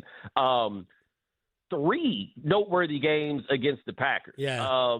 The one in the playoffs in 2012, the opening season game in 2013, and then in the playoffs at Lambeau Field that year where they came back to win a playoff game. He was a very, very, very good quarterback. I don't think it was a Hall of Fame trajectory necessarily, but he's a dude that we would talk about a lot more about football if it weren't for the other things. Yeah, and he got hurt, and then everything else happened, and his career never recovered. He became essentially blacklisted. I mean, I don't even think his standing. I don't think we have to, shroud it in anything other than that. He was blacklisted because he was looked at as a problem, even though I don't think his teammates ever thought of him that way. No. I mean, that was, they won whatever their teammate of the year award was. And by the way, he was on an terrible team. That team in 2016 gave up 30 points a game on the dot. 30 points a game. Like, they were dreadful. Chip Kelly, like, those last 2 years in San Francisco, he played for two coaches who were one and done and never coached again in the NFL, for what it's worth. 100% true. To me, fascinating stuff. Can't wait to listen to it. All right. Now to the LA Clippers. So it comes out yesterday. We have, no matter where you get your news, it has been an investigation going on, whether it's ESPN or your old partner, Pablo Torre. There have been, investigations into whether this Los Angeles Clippers circumvented the salary cap by engineering, maybe winking and looking the other way, as Kawhi Leonard had side deals with Aspiration, the now defunct, environmental bank, Daktronics, the scoreboard builder of jumbotrons everywhere, because that's always a natural endorsement for an athlete, because, all kids want to buy scoreboards. So he had made a bunch of money. He was on their payroll. And there was an investigation that the NBA cleared the Clippers of any malfeasance and salary cap circumvention. So I'll just dot that here and ask for your thoughts on the NBA clearing them. Okay, so I think it's important to note that the NBA has pushed back and said that the ESPN report what those inaccuracies are. Didn't tell us that, but what they are not is involved in that story, and I don't think they like that, right? Like, it seems like the Clippers and the Players Association were trying to get this thing moving faster, so the NBA had to jump back and say something as a result. It is also important to note they're not clearing them entirely. What they're saying is that there is no evidence that Ballmer funneled money through these companies with the purpose of that money going to Kawhi Leonard. I believe that is true. I do not believe that Pablo has demonstrated that in a way that is satisfactory. The comparison that I make about this is I think Pablo has demonstrated that something is fishy, but you got to say what kind of fish it is. You understand? You you have to show me the fish that is cap circumvention. Right. And I don't think that they have done that. There's a lot of things logically that don't check out in terms of this. You want to see a case of cap circumvention? Go look at that contract that Gary Trent Jr. just got from Milwaukee after he signed a series of one-year deals that allowed Milwaukee to have his bird rights, and then coming off of a disappointing tenure there and a torn-up knee, got a big multi-year contract. That is how cap circumvention works. When Joe Smith got busted for cap circumvention back in the day, it was a series of one-year contracts and then would get you to the point of having bird rights, and then they could give them the big deal. That was cap circumvention, and there's an actual contract on the books. What seems clear to me, and the ESPN report also indicates, they're going to get them for some cap circumvention, but it's not going to be the stuff that people talk about. It's going to be Mickey Mouse everyday things that happen, like we let Kawhi use a luxury box, but we didn't bill him for it, right? We let somebody fly on the plane with Kawhi, but we didn't charge him for the ticket. It's going to be those kinds of things that they get the Clippers for. And, I mean, look, man, this has never moved me as a story personally. I think that it was kind of interesting. I think the Daktronics thing also gets to be a little kooky because you could make an argument as to why it is that Aspiration would get involved in shenanigans if there were shenanigans of this way. Daktronic does everybody's scoreboard. I know. Why? It's not like that's the only people they do this for. Like, I have no explanation as to why it is that they would then get caught up in this. So what I think is going to happen is I think that in the end, the most serious allegations, the NBA is going to say that they have no evidence of them. It doesn't necessarily mean that Ballmer didn't do it, but if there's no evidence of it, there's no evidence of it. And personally, I'm okay with that. I think that what Ballmer is dealing with that I think is really interesting is kind of the blowback against billionaires. Yeah. But I assure you, Steve Ballmer is the billionaire that you want to own your team. He's the billionaire. Like, this isn't your guy. Right. Dundon, right? Like, this isn't a situation like him where he is just obviously trying to save money at every turn. Ballmer flies the fan section out to road games. Yeah. Yeah, he's a different dude. No doubt about it. And somebody pointed to me early on this, and I think they were right. The league's problem is teams trying not to win, not guys trying too hard to win. So I was talking about this earlier. I don't see the victim here, right? And Ballmer funneling money and maybe knowing about it are two different things. Because it seems like the owner probably knows what's going on, but he might also be of the mind. Look, just don't tell me about it.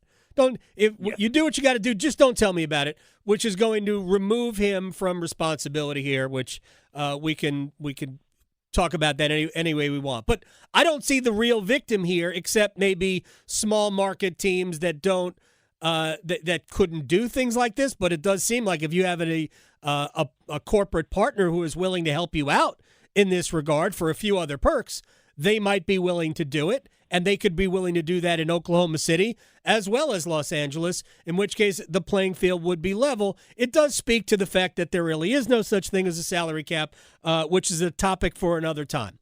But let me ask you. Okay. Hold on. Let me say this right fast because you got on there. I think this is an important point. I think that the fans have a misunderstanding of what purpose the salary cap serves. Uh-huh. In the same way that I think they misunderstand the purpose that the draft serves. You think, not you, but, the big you think that the draft serves the purpose of redistributing talent. No, it serves the purpose of keeping wages down. Yes. The point of the salary cap is not to create a level playing field, but having a salary cap. The second the NFL instituted a salary cap, franchise valuations went through the roof. Mm-hmm. That's the point of it. So for the purpose of the cap, if they have a cap and people circumvent the cap, and if you read that ESPN article, the point that the players union made, because they're big involved in this, is, hey, man, teams introduce our guys to other people who give them more money. We're not going to stop that. Right. Like, this is standard operating procedure in the league is the part that I don't think that people quite understand. But the purpose of the cap is not to stop these guys from getting the money. It's to keep the franchise valuations high. Exactly. It has nothing to do with competitive balance, which is something I argue all the time. Baseball, who has no cap, has as much or more competitive balance than any other sport. I know we get caught up in what the Dodgers are doing. The Dodgers are the worst nightmare for the entire league. Richest team, run better than everybody else as well, is a nightmare because the Mets have tons of money. Yankees have tons of money. Yankees have been in one World Series in nearly 2 decades. Mets haven't won a World Series since 1986, 40 years ago. So all the money in the world doesn't necessarily help you, but it does if you run like the Dodgers. Bomani Jones is joining us here. Let me continue sort of with the NBA Ballmer LA theme, because what the Clippers are alleged to have done doesn't even come close to the impact that Mark Walters' sudden sale of his share of the Lakers, which amounted to like going to a pawn shop a year after buying them.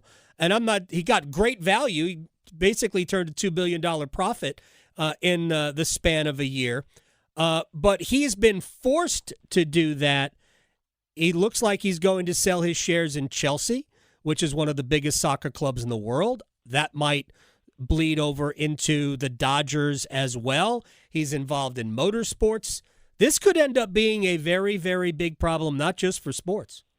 I think, number one, that it is abundantly clear that he is going to have to sell the Dodgers. If he needed this money from selling the Lakers, he's going to need this money to sell the Dodgers. As I understand it, his problem is he's got to come up with literally $15 billion. Mm-hmm. Yeah. I don't know how you plan to do that if you don't plan to sell the Dodgers also. You and I texted about this, and this is the truth. And I believe, and you and I both agree, this is going to be an America story, yes, not just a sports story. So for people who don't understand what this guy is accused of doing, he owns life insurance companies in Delaware. And so what a life insurance company does is it takes your money and it borrows money, takes that money, invests that money, and the returns fund your policy, basically, right? Like when it's time for you to cash in, that's what happens. He is accused of borrowing all this money and then taking that money and investing it in his own companies. Yep. Right? So he invested in his own companies, which is not illegal, but you have to report it. And he only reported $1 billion of such loans when it's actually $16 billion of such loans. Mm-hmm. So his net worth is elevated by him giving money to himself. This is something not exactly the same, but it's happening very similarly in the AI world, where NVIDIA, the chip maker, invest in the AI companies that use the chips. Mm-hmm. And so the value of the chip company goes up as the value of the AI company goes up, and the value of the AI company goes up as the value of the chip company goes up. Right, like you see, it's a scam. Yeah. It's all a money scam, and a lot of these billionaires who minted really after 2020, I think we're going to find out a lot of their money is a little bit more uproarious than people realize. Yeah, it's not a Ponzi scheme of sorts. No, that's only, but it's the same. Yes, it's the same idea. Yep, it's just not the same scam. You're exactly. So as I'm reading all about this, I'm thinking, my gosh, I know it's not what Bernie Madoff did, but it has all of the same tenets. It is subprime lending, and hopefully it won't be as bad. Hopefully Mark Walters can cover the fines that he's going to get, the money that he's going to have to pay back, because the ramifications, if he is not, are, again, it's not going to be a sports problem. It's going to be an American economy problem. Yeah, no. People need to pay a lot more attention to this one, because I mean, look, there's questions about exactly where this money is coming from for Iger and Kushner to buy this team. My understanding is that it's going to be Kushner's fund that buys the team, which is going to create a very similar situation. Except here's the thing. You need your sports owner to be Steve Ballmer, just willy-nilly with this money, just having a good time, right? They're throwing this money around. Right. A fund has to show returns. Yep. And that means the Lakers the buses sold the Lakers, and it was a big deal in the NBA because the buses are a mom-and-pop operation, and now they were going to move into the 21st century billionaire world. But if the billionaire that buys it is actually a fund, they're going to run it like a mom-and-pop. Yep. They're going to run it with the idea of turning a profit, run it with the idea of shareholders, all of that. That's exactly what we're dealing with. Final thing, since we haven't really talked any ball at all, do you like, and Bomani Jones here, you like LeBron in Philly? I am intrigued by LeBron in Philly. There's a lot going on with that team, man. Mm-hmm. I don't know how anybody can know exactly what is going on with that team. I want to see, and we're going to get plenty of chances because they're always going to be on national television. I tell you what's funny, though. I felt like an old man, and I think you'll agree with me when I say this, when people are like, this is the most intriguing addition or the most intriguing Philadelphia 76ers team of all time. Absolutely not. In 1982, they had the MVP, and then they added the best player in the NBA. And then they went and won a championship with one of the all-time great rosters. I wouldn't say it's the first team I love, but I grew up going to New York Nets ABA games on Long Island. I was a Dr. J. I mean, you couldn't find a bigger Dr. J fan than I was. But that was an incredible team. Moses Malone, Bobby Jones, the old North Carolina guy. I mean, they had a dynamite team. I love that Sixers team. Yeah, that was the one. This team ain't gonna be that. It was before you were born. I was born. Just barely. I was just barely, but I still know that it happened. Bomani Jones at Bomani_Jones, the Right Time Podcast, the Lost Quarterback. It dropped about a half hour ago? Yeah, man. It's right there waiting for all you wonderful people as we speak. As I drive home. I thank you very much, sir. Appreciate your time. No problem, brother. You take it easy. You got it. Bomani Jones here on the Adam Gold Show. We thank Bomani Jones and Damon Hack and Nikki Boyer Randall and Fred Siegel and Chip Patterson and Ryan Henkel and Mark Brazel and Bryn Renner and Doug Gillen on this Best of the Adam Gold Show. Thanks to Rusty Helser. You put all this together. Blame him. I'll see y'all tomorrow on the Best of the Adam.